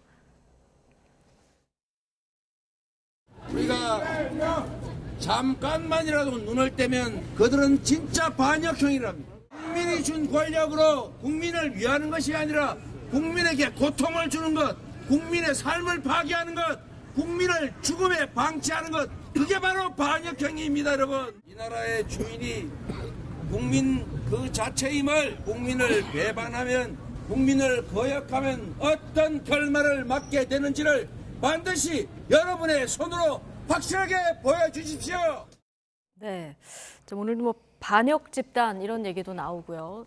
지금 선거일 다가오면서 이재명 대표 발언들이 상당히 좀 거칠어지고 수위도 높아지고 있는데 이유가 있을까요? 조국 혁신당 때문이죠. 그러니까 조국 혁신당이 선명성을 무기로 지금 굉장히 인기를 얻고 있다라는 건데 이제 두 축이에요. 그러니까 하나는 이 민주당의 이 공천 과정이나 이재명 대표의 사당화 이게 불만을 품은 쪽이 빠져나가는 게 있고 하나는 더 강한 검찰 개혁, 더 강한 윤석열 정권 심판, 뭐 퇴진까지 이쪽에 이제 양축이 다 있거든요. 일단은 뭐 지금 공천을 지금 어떻게 할 수는 없으니까 그러니까 이제 더 강한 선명성이니까 탄핵이라는 단어만 얘기 안 했을 뿐이지 사실상 지금 거의 끌어내리겠다 이 정도의 지금 수위가 높아졌거든요. 중도 해지부터 해서 많은 단어를 쓰고 있는데 이제 조국 혁신당은 탄핵이라는 말을 직접적으로 쓰고 있고. 그렇죠. 그렇지만 비슷한 수위의 발언들로 지금 끌어올리고 있는 상황이다. 이게 제가 이거 여론조사를 좀 하나 소개시켜드려야 되는데 왜 그러냐면은 그 언론사 뉴스핀 의뢰로 미디어 리서치가 이제 지난 18일에서 19일 ARS 조사를 한 건데요. 이 호남이 되게 중요합니다. 광주, 전북, 전남에서 비례와 관련해서 민주당을 찍겠다가 23.6인데 조국 혁신당이 43.8이에요. 호남에서? 네, 호남에서. 44. 예. 그러니까 뭐 국민의힘은 이제 11.9. 그러니까 호남이 심상치 않아요. 그러니까 지금 반 이재명 정서가 비이재명 반 이재명 정서가 상당합니다. 그리고 이게 이번 공천 과정을 보면은 이번에 박용진 후보가 강북을인데 호남에 찾아갔어요. 왜냐하면 전북 출신이거든요. 이번에 그러니까 예를 들면은 임종석도 전남 장흥 출신이고 홍영표도 뭐 이렇게 다 이 호남 사람들이 많이 쳐나갔어요. 이게 미묘하게 지금 사실 호남을 좀 흔들리게 하고 있고 공천을 좀 잘못했다. 여러 조금 복합적인 그러니까 지금 반응들이 여러 가지 있어요. 공천 잡음이 지금 비례 정당. 그래서 그렇다고 다른 정당을 찍을 수는 없고 그러니까 비례는 이제 조국혁신당에 조금 몰아주는 이런 분위기. 이게 그러니까 지금 상당히 긴장 관계가 조국혁신당원 이게 더 있기 때문에 앞으로도 이쪽으로 좀 더 센 발언이 나오고 그리고 조국혁신당 견제하는 것까지 좀 갈 가능성이 상당히 높습니다. 예, 강북을 얘기 나왔으니까요. 자, 강북을 이제 뭐 공천 다 끝났나 마무리됐나 싶었는데요. 그 최종 후보로 선정된 조수진 변호사의 과거 변호 이력이 논란인데, 자, 여러 가지 논란 가운데 특히 아동 성범죄 피의자를 변호하는 과정에서 지금 2차 가해 논란이 있었고 이 파장이 좀 커지는 상황인 것 같아요. 네, 뭐 다른 사안도 사실은 납득할 수 없는 사안들이 많습니다만 말씀하셨듯이 상징적인 어떤 부분이 있습니다. 이 부분은 어떤 부분이냐면 뭐 간단하게 말씀을 드리면 4학년 여성 그 아이를 체육관 관장이 지속적으로 성폭력을 합니다. 그런데 3년을 그 사실 버티다가 이 아이가 아빠 엄마한테 이야기를 하고 그래서 사건이 드러나서 작년에 선고를 한 사건인데요. 10년 선고를 한 사건입니다. 그런데 문제는 그 사실은 사실 다 이제 인정을 했고요. 다툼을 한 게 아니고요. 그런데 변호를 맡으면서 가해자의 변호를 맡으면서 뭘 했냐면 형량을 낮추기 위해서 당시에 이 피해자가 성병을 옮았거든요. 근데 그 성병을 마치 이 지금 가해자가 하지 않을 수도 있지 않느냐, 제3자가 할 수도 있지 않느냐 하면서 제3자의 범위 안에 이 피해자의 아버지를 집어넣은 거예요. 법정에서. 그래서 재판장마저도. 그게 판결문에 나온 내용입니까? 네네. 아까 재판장마저도 아니 그 재판 과정에서 지금 이의 제기를 한 거고 또 변호를 하면서 말한 것이고 이건 전부 다 기록에 남아 있고요. 재판장이 이것이 부적절하다라고 이야기하고 또 그것을 받아들이지 않고 10년형으로 마무리를 지었습니다. 이 부분은 상당히 문제가 있는 게 아무리 변호인이 지금 자신을 의뢰인 자신한테 의뢰한 그런 피해자를 감형을 시키는 게 의무이긴 하나 그럼에도 불구하고 피해자와 피해자의 가족에게 씻지 못할 상처를 주는 그런 행위는 윤리 장전 2조 2항에 절대 그 변호사가 해서는 안 될 행위로 명시되어 있거든요. 그러니까 이게 변호사의 어떤 임무다, 적법한 것이다 이렇게 변명할 여지가 전혀 없었던 행위라고 겁니다. 네, 이외에 여러 가지 좀 논란들이 좀 불거지고 있는 상황인데, 자 조수진 후보의 입장도 좀 잠시 보시죠. 조수진 후보는 그러니까 제도보다 국민 눈높이를 앞으로 가치 척도로 삼을 것이다 이렇게 얘기를 하면서도 과거 성범죄 변론은 변호사로서의 윤리 규범을 준수하면서 이루어진 활동이다. 자 오늘 이렇게 해명을 했는데. 국민의힘 공세뿐 아니라 지금 녹색정의당에서도 사퇴 요구가 나왔고 여성단체에서도 공천 취소하라 이런 요구가 나왔거든요. 지금 민주당은 그대로 간다는 입장인 것 같아요. 그러니까 뭐 내일이 이제 후보 마감일이고 이거를 지금 어떻게 해야 될 사실상 것인가. 방법이 없는 겁니까? 그러니까 저는 다른 방송에서도 얘기했는데 그냥 박용진 주지 왜 이렇게 복잡하게 일을 키워가지고 이렇게 계속 논란을 만드는가. 뭐 정말 그 이재명 대표가 박용진을 싫어하는 그 마음은 알겠는데 이거는 정말 잘못된 방향이다라는 거고 조수진 후보는 싫어하는 마음을 알겠다고 하면은 이건 이제 주관적으로 보시는 저는 주관적으로 봤지만은 수치까지 그렇게 유세 중에 본인이 처음으로 다른 후보는 한 번도 그런 적이 없는데 이렇게 불러서 하는 것 자체가 얼마나 기뻤으면 그랬겠습니까? 근데 이제 느끼셨다. 제가 이제 이건 뭐 제 개인적인 의견입니다. 그러니까 이거는 잘못됐다라는 걸 제가 비판하기 위해서 그런 거고요. 조수진 후보는 개인적으로 알아요, 제가. 그래서 하지만 공은 공이고 사는 사고 비판을 안 할 수가 없는데 다른 것도 아니고 민변 사무총장을 했습니다.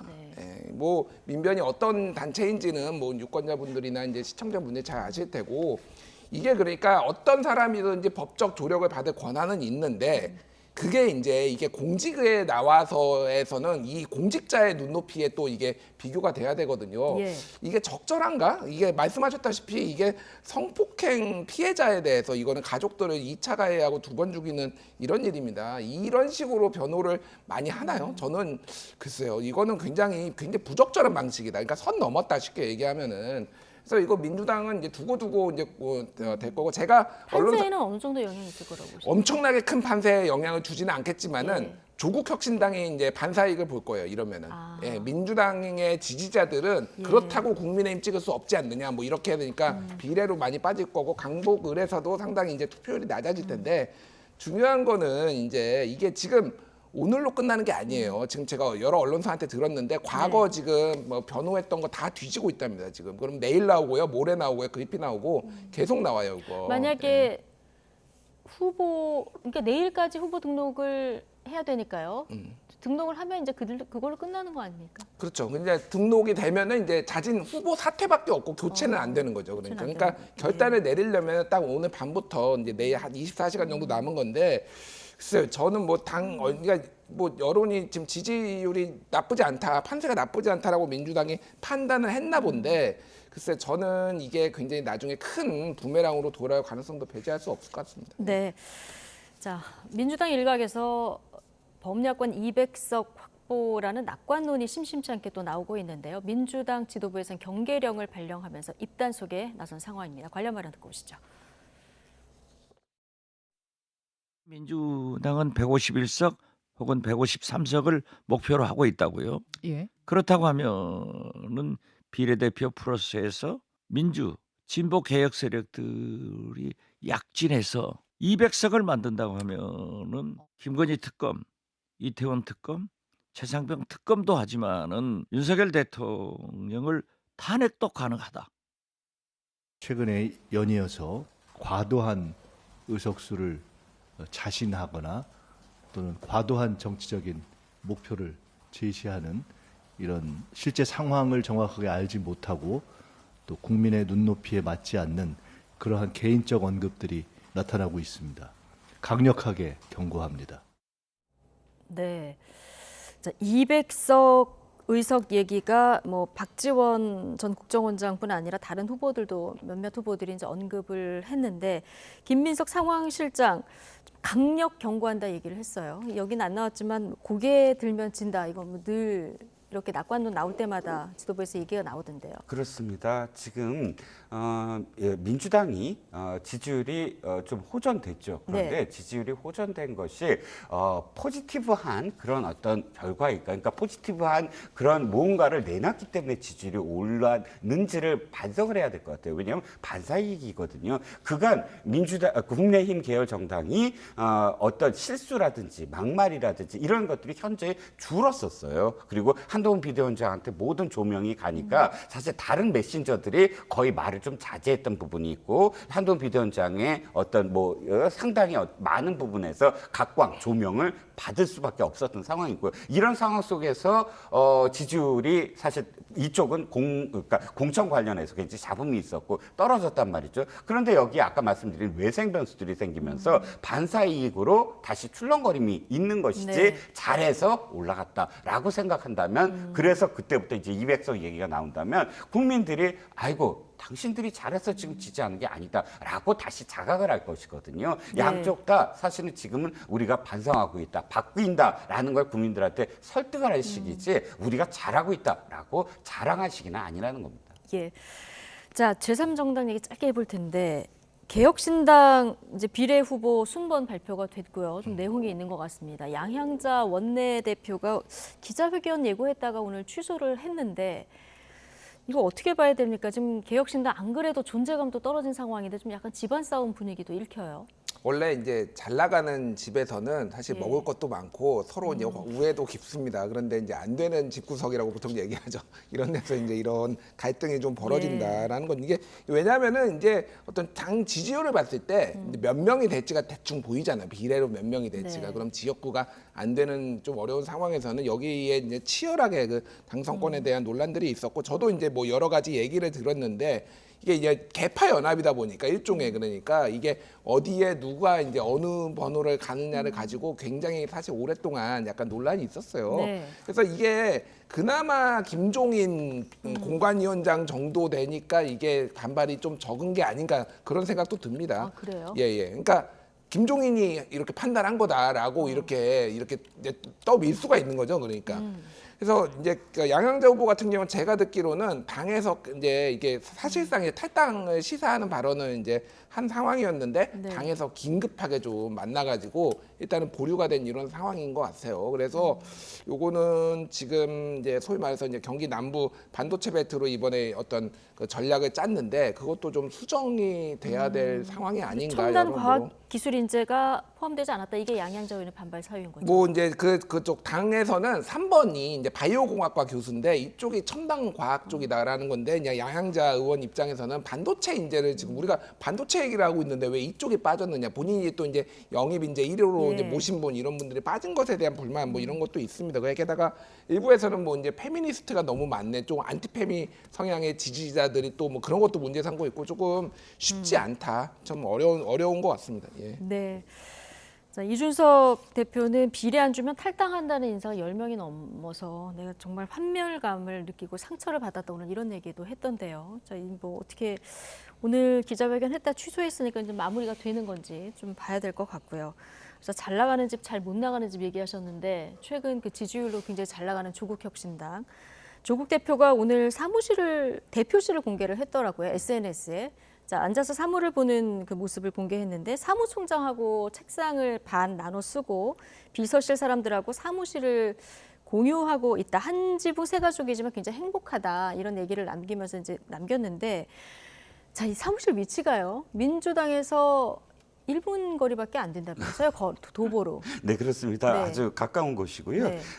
사실 그 여의도에서 뭐 건물 하나 임대하는 게 쉽지 않아요. 굉장히 큰 지금 이 자원이 들어가고, 근데 아시다시피 이 당이 만들어진 지 얼마 안 됐고요. 또 지역구를 지금 배출하지 않고 비례만 하는 어떤 정당이기 때문에 그렇게 많은 어떤 공간이 필요하지 않은 상황이고요. 예. 저는 아까 앵커가 말씀하셨던 행복이라는 표현이 좀 귀에 들어와요. 제가 보기에 조국 혁신당의 조국 대표가 이렇게까지 정말 지지율이 갑작스럽게 높아지고 또 비례대표 순번이 상당히 지금 뭐 한 15위까지도 가능하다 이런 예. 희망을 처음부터 생각한 건 아닌 것 같아요. 어떤 의미에서는 조국 혁신당이 저 포함시켜 달라라고 제안도 했었거든요. 그러니까 연합정당 있지 않습니까? 네. 그런데 거기에 지금 민주당에서 거부를 했고, 근데 거꾸로 그때 받아들였다면 2, 3석에서 지분을 줄 수 있지만 지금 받아들이지 않았기 때문에 도리어 이쪽에 조국 혁신당이 예. 어마어마하게 지금 희망을 가질 수 있는 어떤 상황이 됐기 때문에 조국 대표가 지금 보시다시피 상당히 행복한 게 인터뷰나 이런 과정에서 좀 보입니다. 예. 민주당과 조국혁신당 뭐 도보로 일부 물리적 거리는 이렇습니다만은 자, 민주당이 느끼는 정치적 거리와 조국혁신당이 느끼는 정치적 거리는 좀 온도차가 있는 것 같고요. 자, 조국혁신당 최근 상승세 홍준표 대구시장이 또 여기에 대해서 분석을 했던데요. 자, 어떤 얘기를 했는지 한번 보실까요? 자, 홍준표 대구 조국혁신당 돌풍. 자, 이게 법조적 시각으로 대응해 본들 단시간에 기세를 꺾을 수는 없다. 법조는 증거로 유무죄를 다투지만 정치는 유무죄를 넘어서 국민 감성이 더 우선이다. 이거 뭐 한동훈 위원장 겨냥한 발언 같기도 하고요. 자, 어쨌든 이거 말고도 한동훈과 이준석 빛이 발았고 득을 본 건 더불어민주당이다. 이런 분석도 곁들였거든요. 예. 자, 이 분석에 대해서는 어떻게 보십니까? 제가 이게 여러 번 얘기를 했는데 홍준표 시장이 남 얘기할 때는 굉장히 정확도가 높아요. 예, 그 평론을 잘하십니다. 네. 예, 본인 얘기할 때는 굉장히 좀 내로남불도 많고 그러는데 맞죠. 그러니까 지금 이제 특히 그 여당에서 이제 공격하는 게 뭐 이제 방탄 정당이다. 근데 그거가 국민들의 이런 지지에 영향을 안 미친다라는 거잖아요.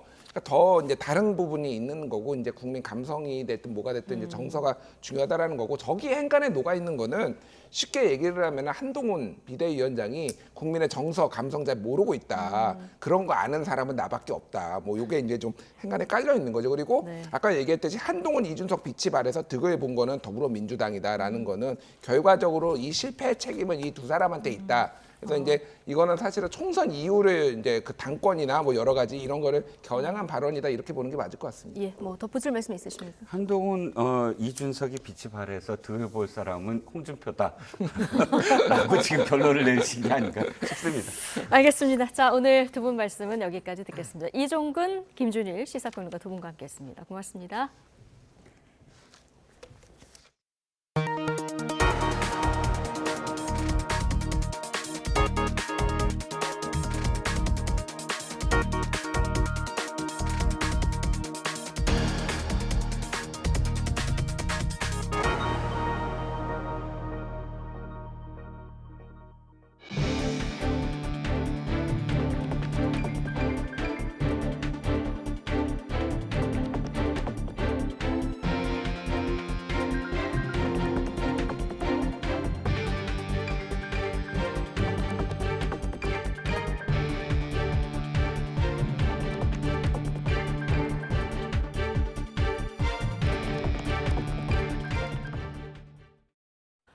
전국 의대 교수들이 오는 25일부터 사직서를 제출하고 진료 시간을 주 52시간 이내로 축소하기로 했습니다.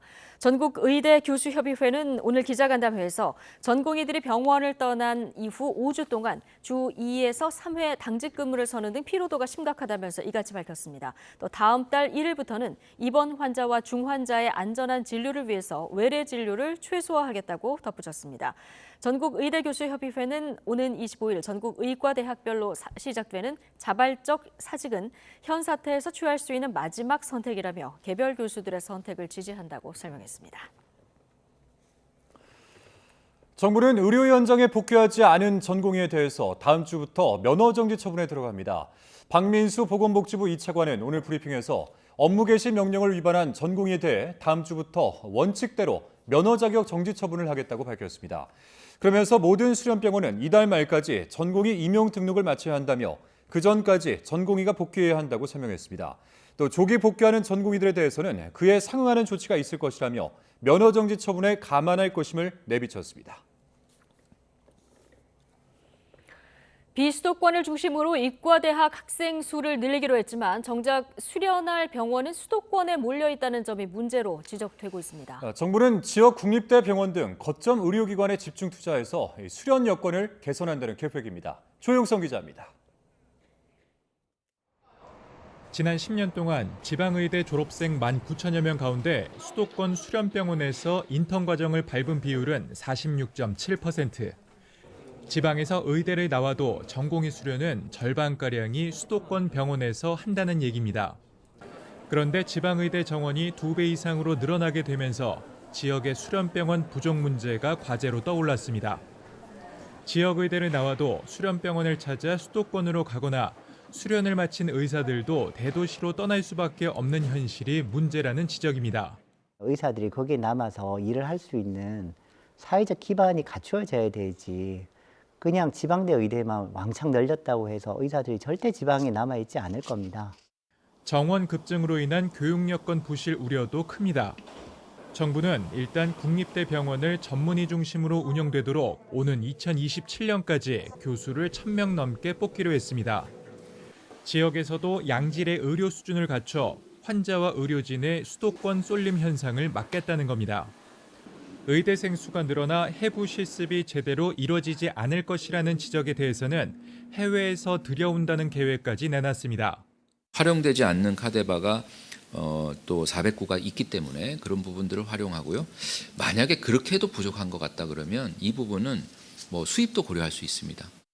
정부는 지역 거점 국립대 병원을 빅5 병원 수준으로 끌어올릴 구체적인 방안을 논의하기 위해 다음 달 의료개혁 특별위원회를 구성합니다.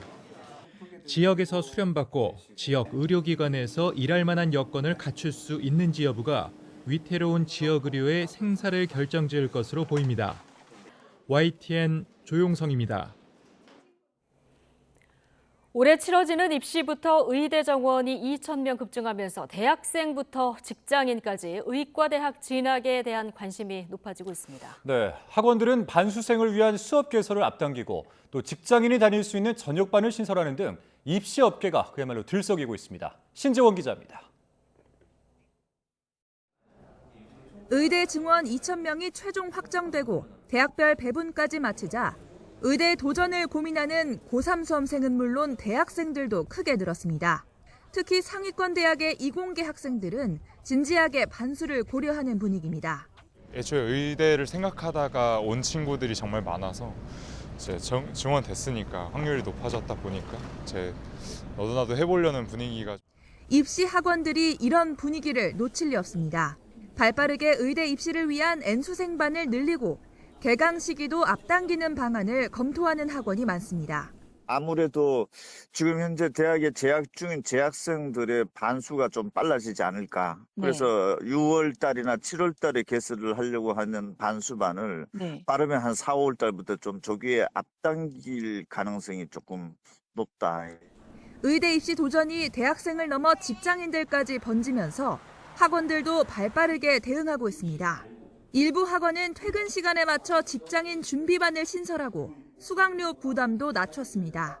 공부에 전념할 시간이 상대적으로 적다 보니 당장 올해 합격을 노리기보다 여유를 두고 준비할 수 있는 직장인이 많이 몰렸습니다.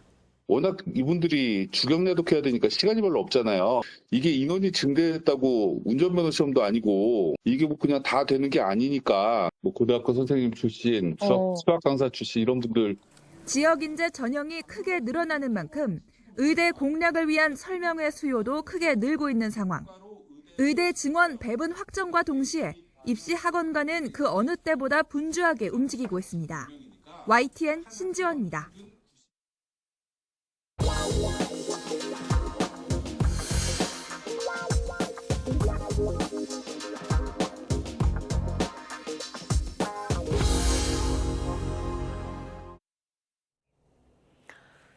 미국 연방준비제도가 올해 기준금리 3차례 인하 방침을 그대로 유지하면서 우리 증시도 급등했습니다.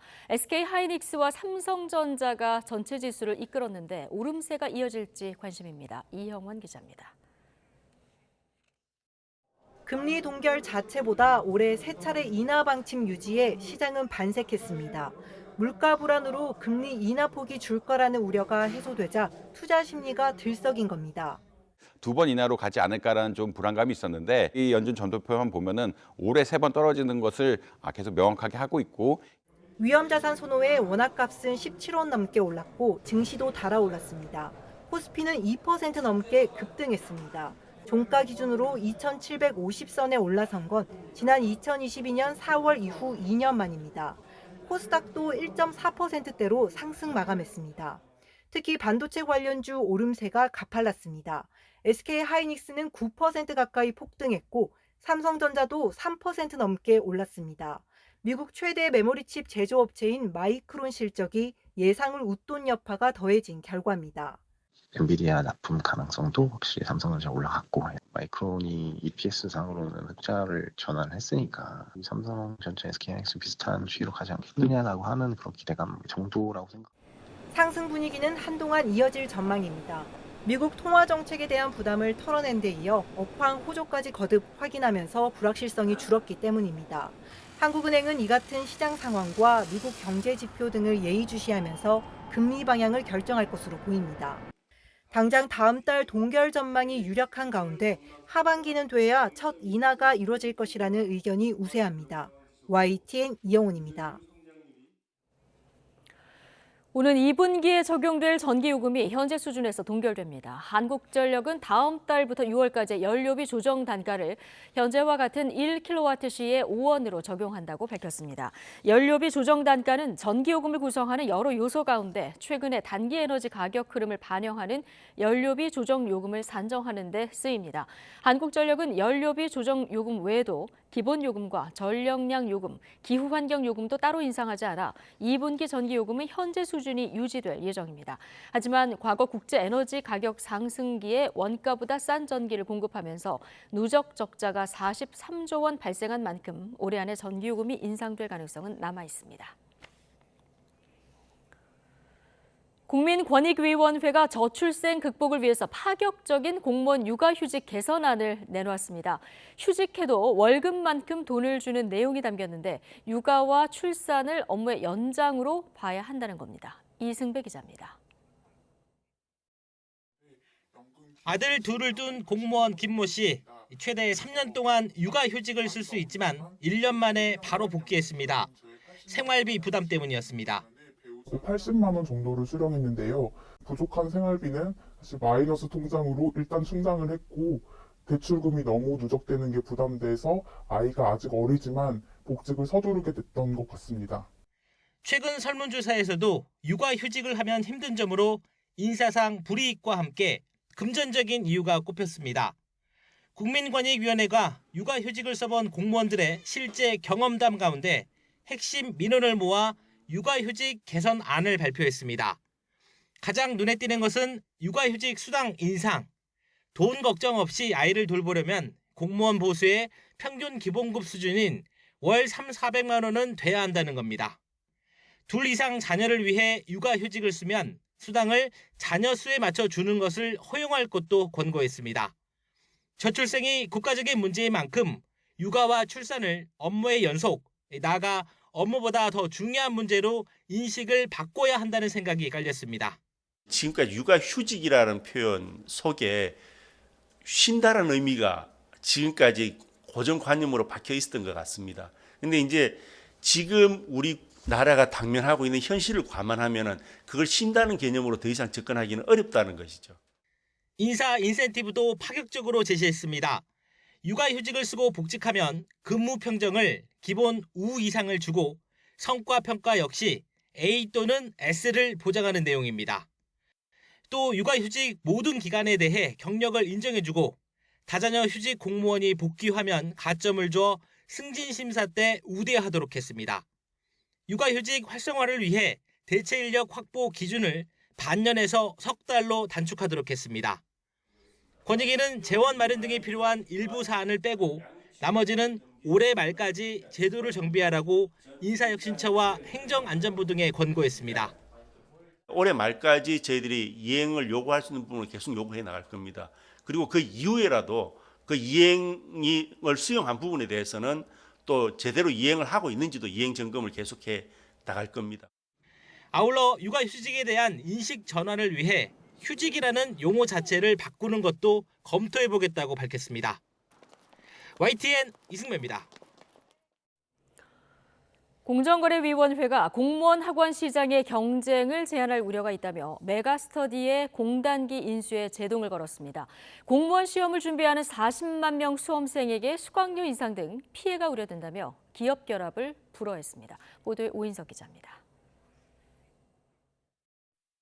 공무원 학원 시장에 지난 2012년 진입한 공단기는 한 번의 구매로 모든 강사의 모든 온라인 강의를 무제한 수강할 수 있는 패스 상품을 내놓으며 2019년까지 독점적 지위를 유지했습니다. 출시 초기 30만 원대였던 패스 상품 가격도 2019년 최고 285만 원까지 치솟았습니다.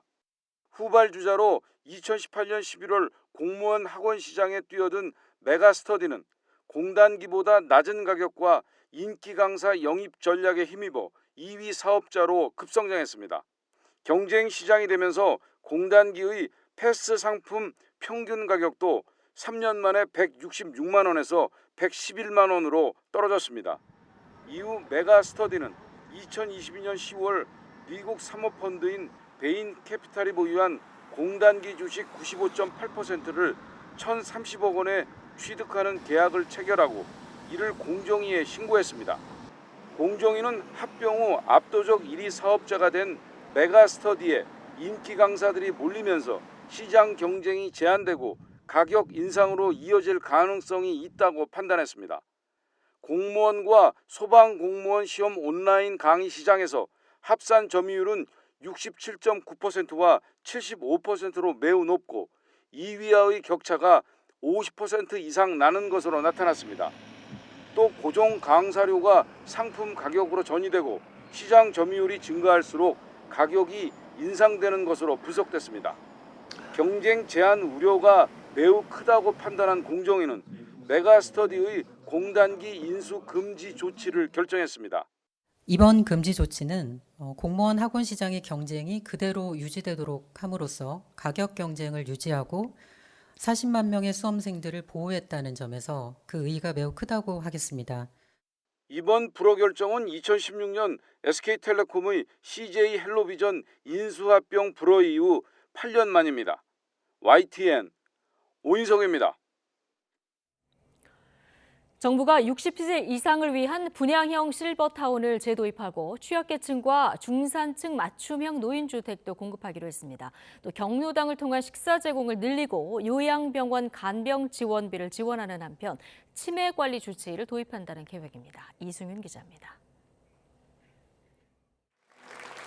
노인 인구 1,000만 명 시대를 앞두고 정부가 어르신들의 식사와 세탁, 돌봄 요양 등 일상생활 서비스가 포함된 주택보급 확대를 발표했습니다. 합리적인 가격으로 양질의 서비스를 누릴 수 있는 어르신이 살기 좋은 주택을 많이 공급하겠습니다. 우선 분양형 노인복지주택, 이른바 실버타운을 내년부터 재도입해 인구 감소 지역 89곳에서는 분양도 가능하게 추진합니다.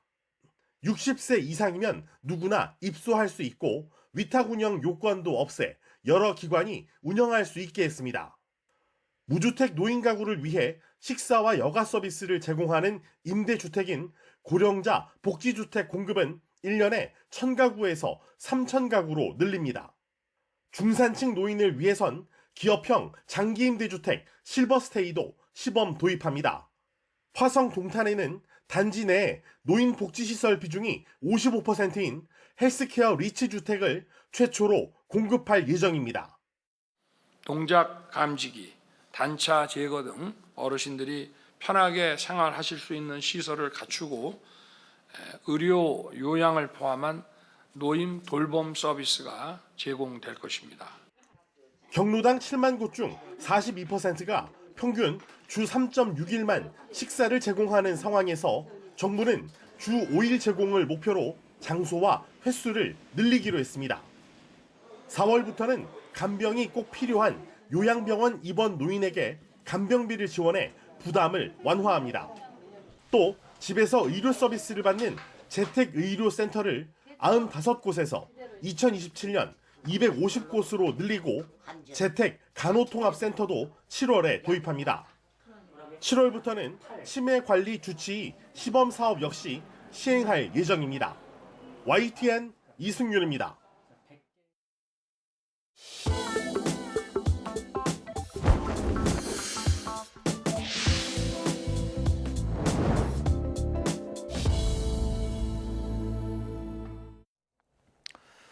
네, 외교부는 오늘 귀국한 이종섭 주 호주 대사의 복귀 시기는 아직 정해지지 않았다고 밝혔습니다.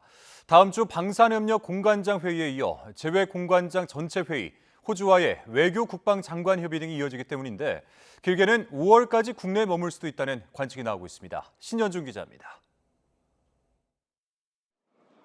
이종섭 주 호주 대사가 11일 만에 다시 돌아온 표면적인 이유는 방산협력 공관장 회의입니다.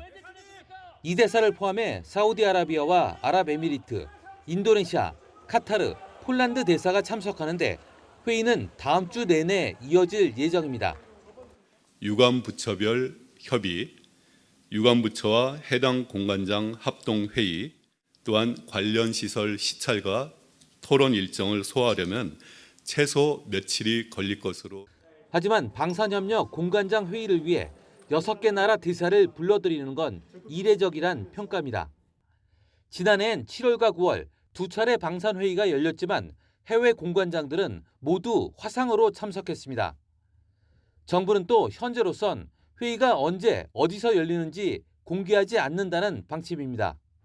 세부 일정은 국방부 등 부처와 조율 중인 것으로 전해졌는데 이 대사 귀국을 위해 회의가 급조된 것 아니냐는 지적이 나오고 있지만 정부는 이를 부인했습니다. 외교부 국방부는 방산에 대한 논의를 지금까지 여러 번 해왔고 해외 공관 기관장들과도 화상 또 이런 여러 가지 협의체를 통해서 논의를 해왔던 사안들입니다. 이 대사가 언제까지 국내에 머무를지도 관심입니다. 방산회의 이후에도 한 호주 외교 국방장관 2+2 회의를 준비해야 하고 4월 말에는 재외공관장 전체 회의가 이어지기 때문입니다. 2+2 회의가 서울에서 열리면 이 대사의 서울 체류는 총선을 넘겨 5월까지 이어질 수 있습니다. 부임 11일 만에 귀국한 이 대사가 한 달 넘게 호주를 비우게 된다면 외교적 결례 문제와 함께 대사직을 제대로 수행하는 거냐는 비판을 피하기 어려워 보입니다. YTN 신현주입니다. 이종섭 전 국방부 장관이 귀국한 날 해병대 최상병 순직 사건과 관련해 항명 혐의를 받고 있는 박정훈 전 해병대 수사단장에 대한 3차 공판이 열렸습니다.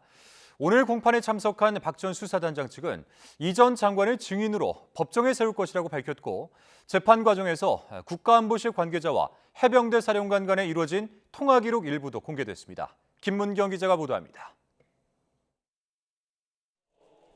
이종섭 전 장관이 11일 만에 귀국한 날 공교롭게도 항명 혐의로 재판을 받고 있는 박정훈 전 수사단장에 대한 3차 공판이 열렸습니다. 박 전 단장 측 변호인은 출석에 앞서 피의자인 이 전 장관을 대사로 내보낸 것은 인사권 남용이라고 주장한 뒤 이 전 장관을 법정에 세우겠다고 강조했습니다. 저희가 증인을 이제 신청할 거고 제 1번이 이종섭 국방장관이죠. 물어야 될 게 분명히 있지 않습니까?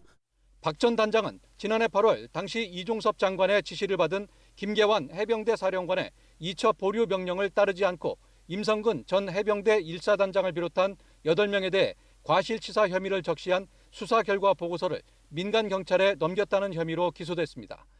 이에 대해 박 전 단장 측은 김 사령관의 명시적인 지시가 없었다고 주장하며 윗선의 외압 의혹을 제기해왔습니다.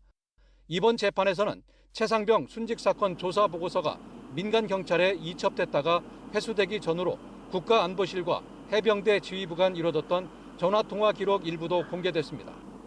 조사 보고서가 회수되기 이틀 전인 지난해 7월 31일 당시 국가안보실 임기훈 국방비서관과 김계환 사령관 간에 오전 오후 2차례 통화한 것으로 나타났습니다. 김 사령관을 보좌하는 김하동 비서실장도 조사 보고서 이첩 당일인 8월 2일 안보실에 파견돼 있던 해병대 김용래 대령과 통화했지만 내용은 기억나지 않는다고 전했습니다. 그러면서 이첩되기 하루 전날 사령관의 이첩 보류 지시가 있었는데 저녁 식사 자리에서 박 전 단장이 이첩하겠다는 말을 했다고 밝혔습니다. 하지만 당시 술을 마신 상태여서 박 전 단장의 말이 그리 심각한 내용이 아니었다고 덧붙였는데 변호인 측은 이첩 보류 지시가 있을 때 나타나는 정황이 아니라고 반문하는 등 공방이 계속됐습니다. 증인 가운데 한 명으로 참석한 이윤세 해병대 공보정원실장은 유가족과 국민 여러분께 다시 한번 죄송하다고 밝힌 뒤 박정훈 전 수사단장의 선처를 재판부에 요청하기도 했습니다. YTN 김문경입니다. 여당의 위성정당인 국민의미래 비례대표 공천에서 탈락한 주기환 전 국민의힘 광주시당 위원장이 신설된 대통령실 민생특보로 전격 임명됐습니다. 친윤 핵심 이철규 의원이 한동훈 지도부에 직접 추천했던 인물인데 대통령실은 민생과제 발굴을 발탁 사유로 설명했습니다. 박광열 기자입니다. 윤석열 대통령이 장관급 민생특별보좌관 직책을 새로 만들고 주기환 전 국민의힘 광주시당 위원장을 임명했습니다. 주 전 위원장이 국민의힘 위성정당의 비례대표 후보에서 사퇴한 지 사흘, 최종 배제된 지 하루 만입니다. 공지부터 수여식까지 20여 분 만에 일사천리로 임명 절차가 진행됐습니다. 위촉장 주기환 대통령 민생특별보좌관에 위촉함. 2024년 3월 21일 대통령 윤석열.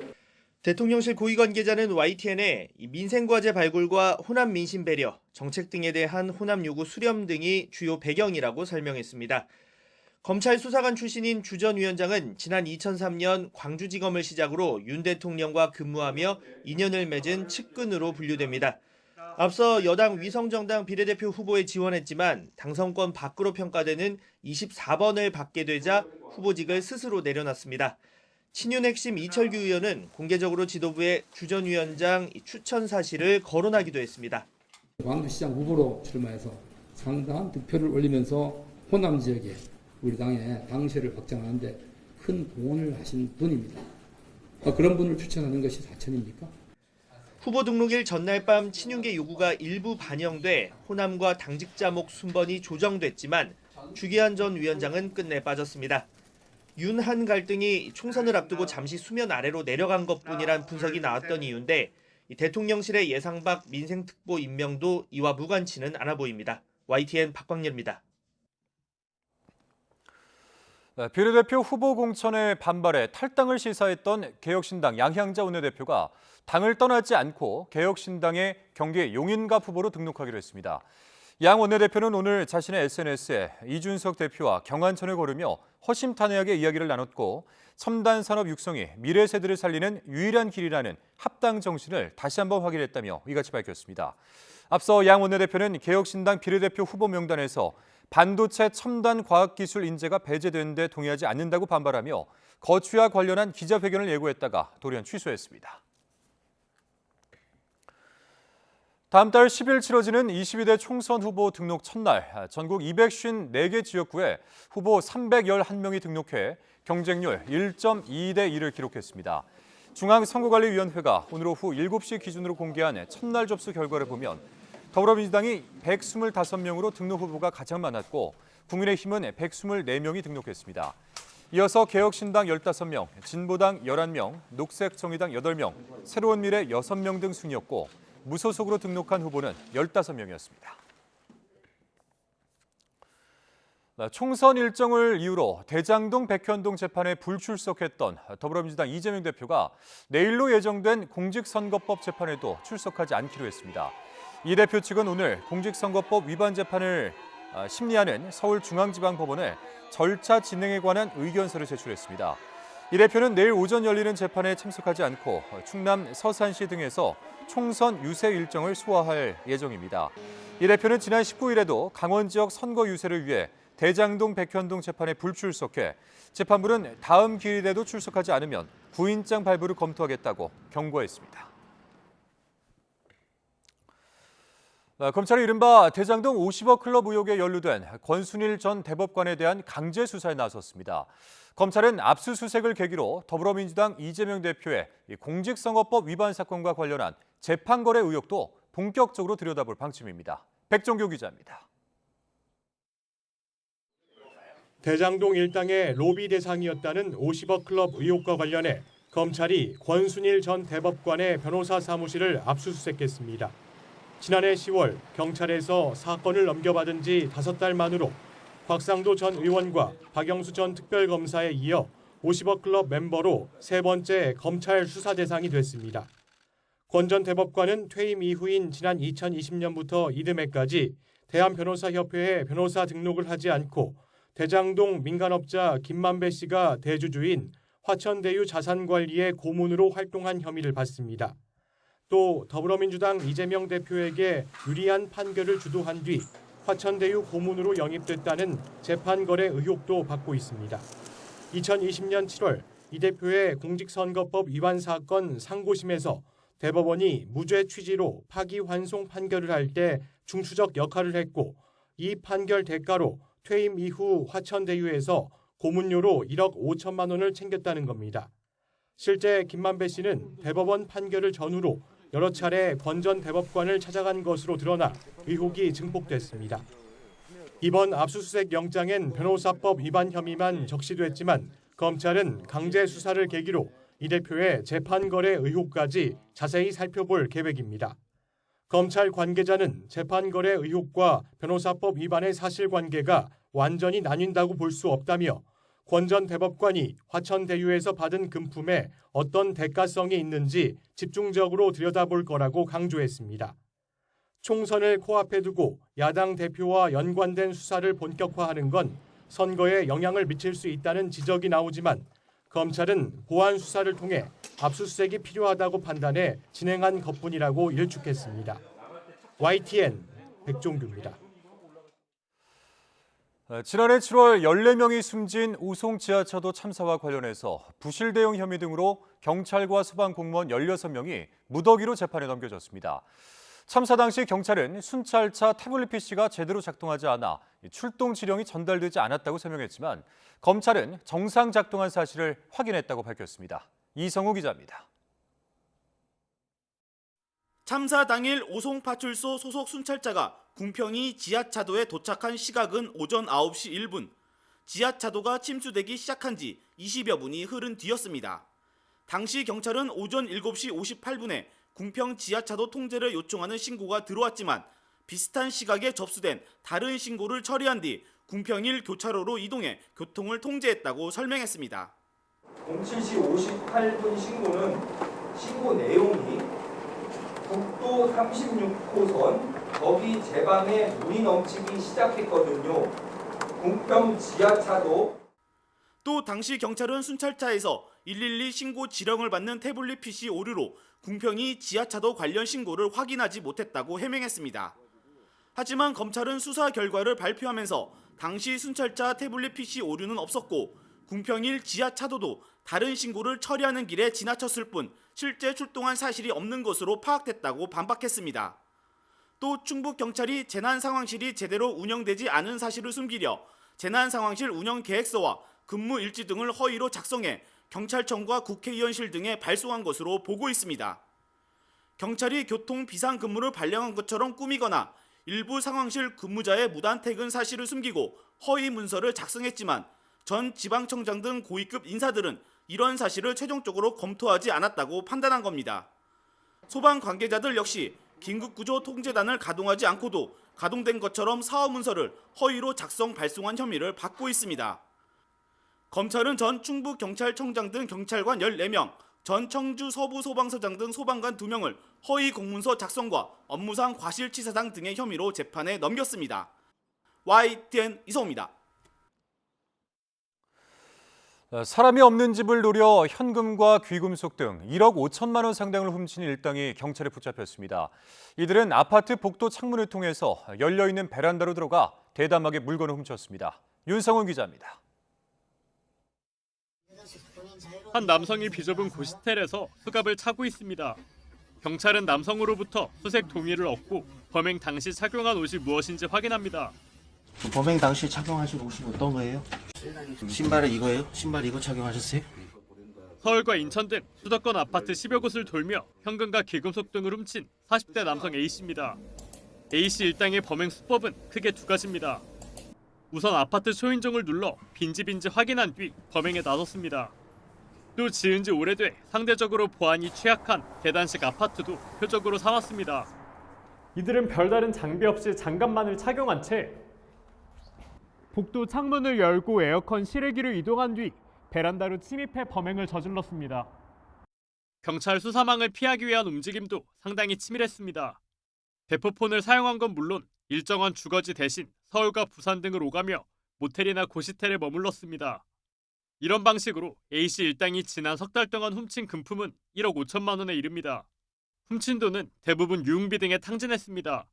이들이 범행과 도주를 이어가는 사이 경찰은 에어컨 실외기에 남은 발자국을 단서로 추적에 나섰고 결국 나흘 동안 5,000km 가까이 이동한 끝에 일당 5명을 모두 검거했습니다.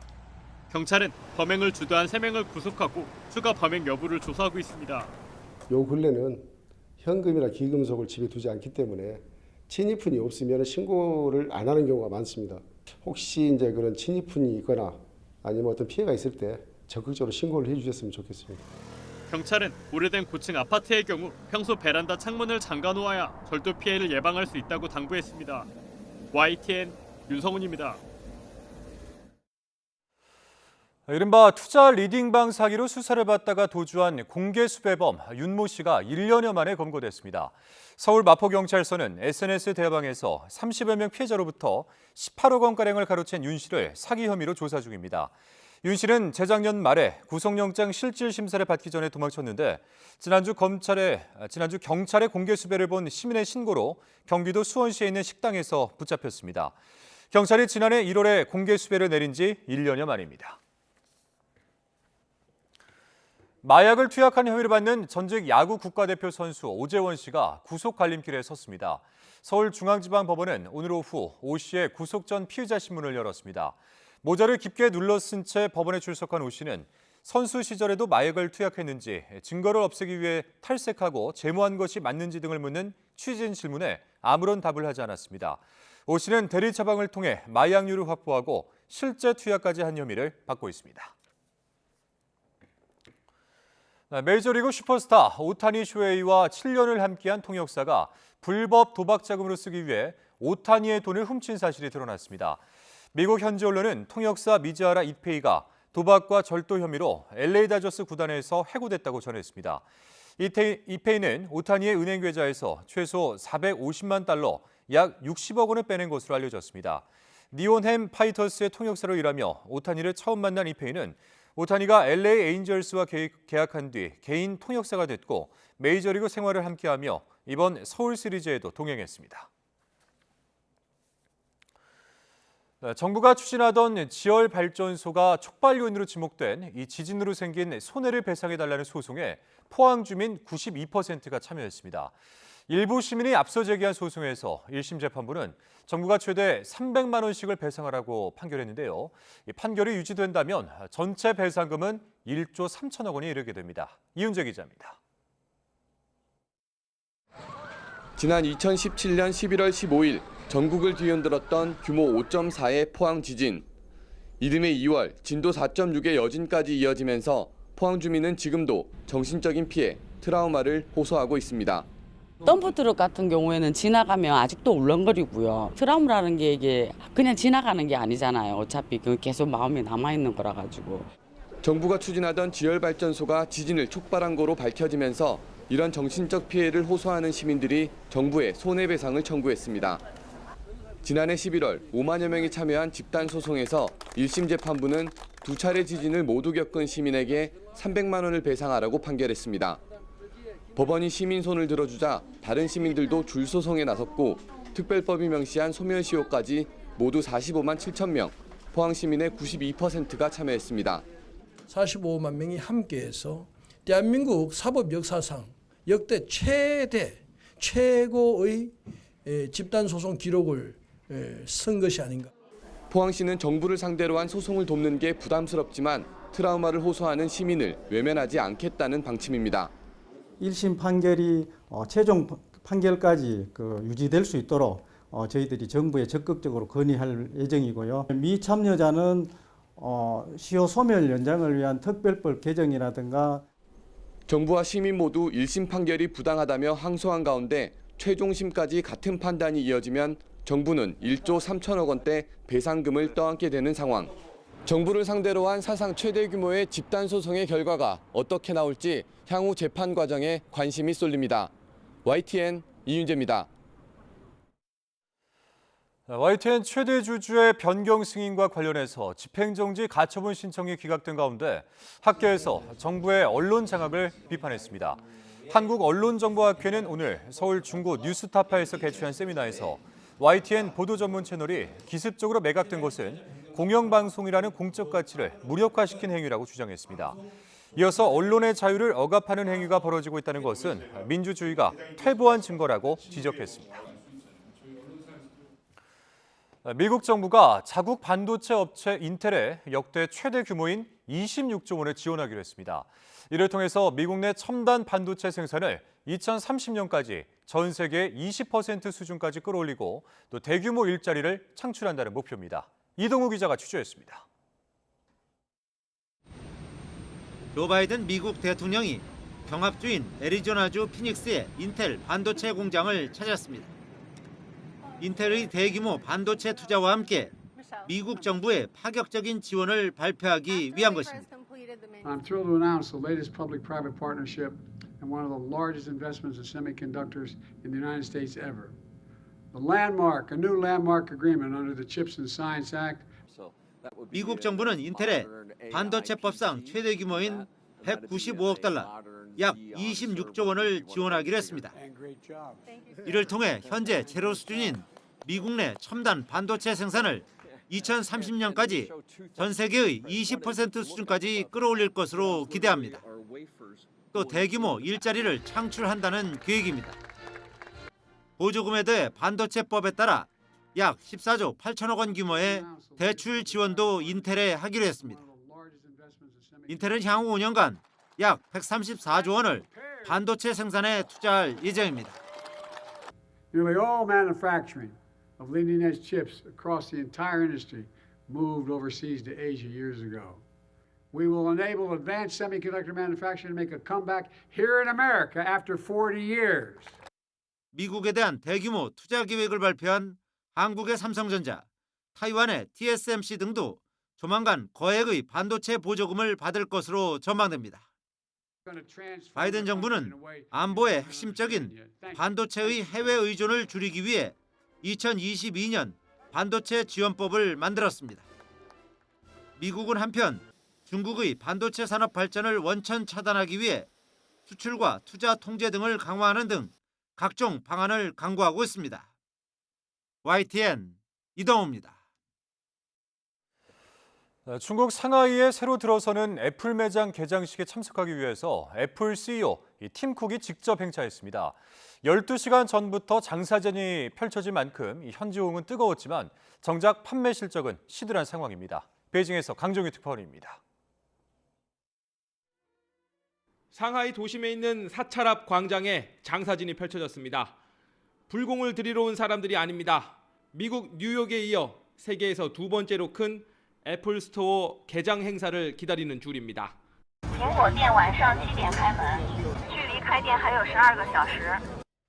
개장 12시간 전부터 애플 측이 관리하는 공식 대기줄이 섰는데 맨 앞에 서려면 그거론 부족합니다. 今天21号，他12号就过来了，9天。 떼약볕에서 12시간 이상 기다려야 하는 사람들을 위해 잠시 외출할 수 있는 팔찌를 발급할 정도입니다. 可以出来半个小时，超过就会被取消排队资格。 애플 CEO 팀 쿡도 개장식 참석차 직접 미국에서 상하이로 날아왔습니다. 지역 사투리로 인사를 건네고 중국 유명 배우와 현지 음식을 먹으며 친근감을 표시했습니다. 상하이를 상징하는 꽃, 백옥란 디자인으로 매장을 장식하고 경품을 나눠주는 것도 마찬가지입니다. 그러나 올해 첫 6주간 중국 내 아이폰 판매량은 전년 동기 대비 24% 급감했습니다. 반면 중국 화웨이는 같은 기간 매출이 64% 늘었고 시장 점유율도 9.4%에서 16.5%로 커졌습니다. 애플 전체 매출의 20%를 차지하는 중국 시장. 팀쿡이 불과 1년 사이 3번이나 방중한 이유입니다. 그러나 창업자인 스티브 잡스 시절의 혁신 없이 상표만으론 한계에 부딪힐 수밖에 없다는 지적도 들립니다. 베이징에서 YTN 강정규입니다.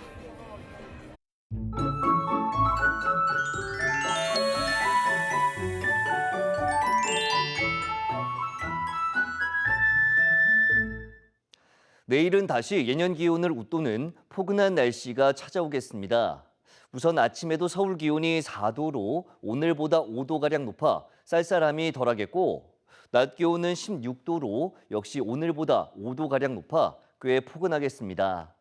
다만 오후에 북서쪽 지역에서 비가 시작돼 밤 사이에는 전국에 5에서 40mm의 비가 내리겠습니다.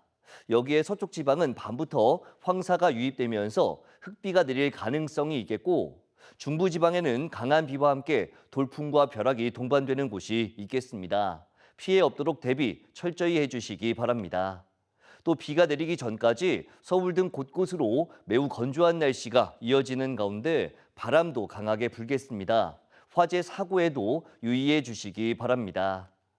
내일 아침 기온은 서울 4도, 대전 2도, 광주 3도, 부산 7도로 오늘보다 2도에서 5도가량 높겠습니다.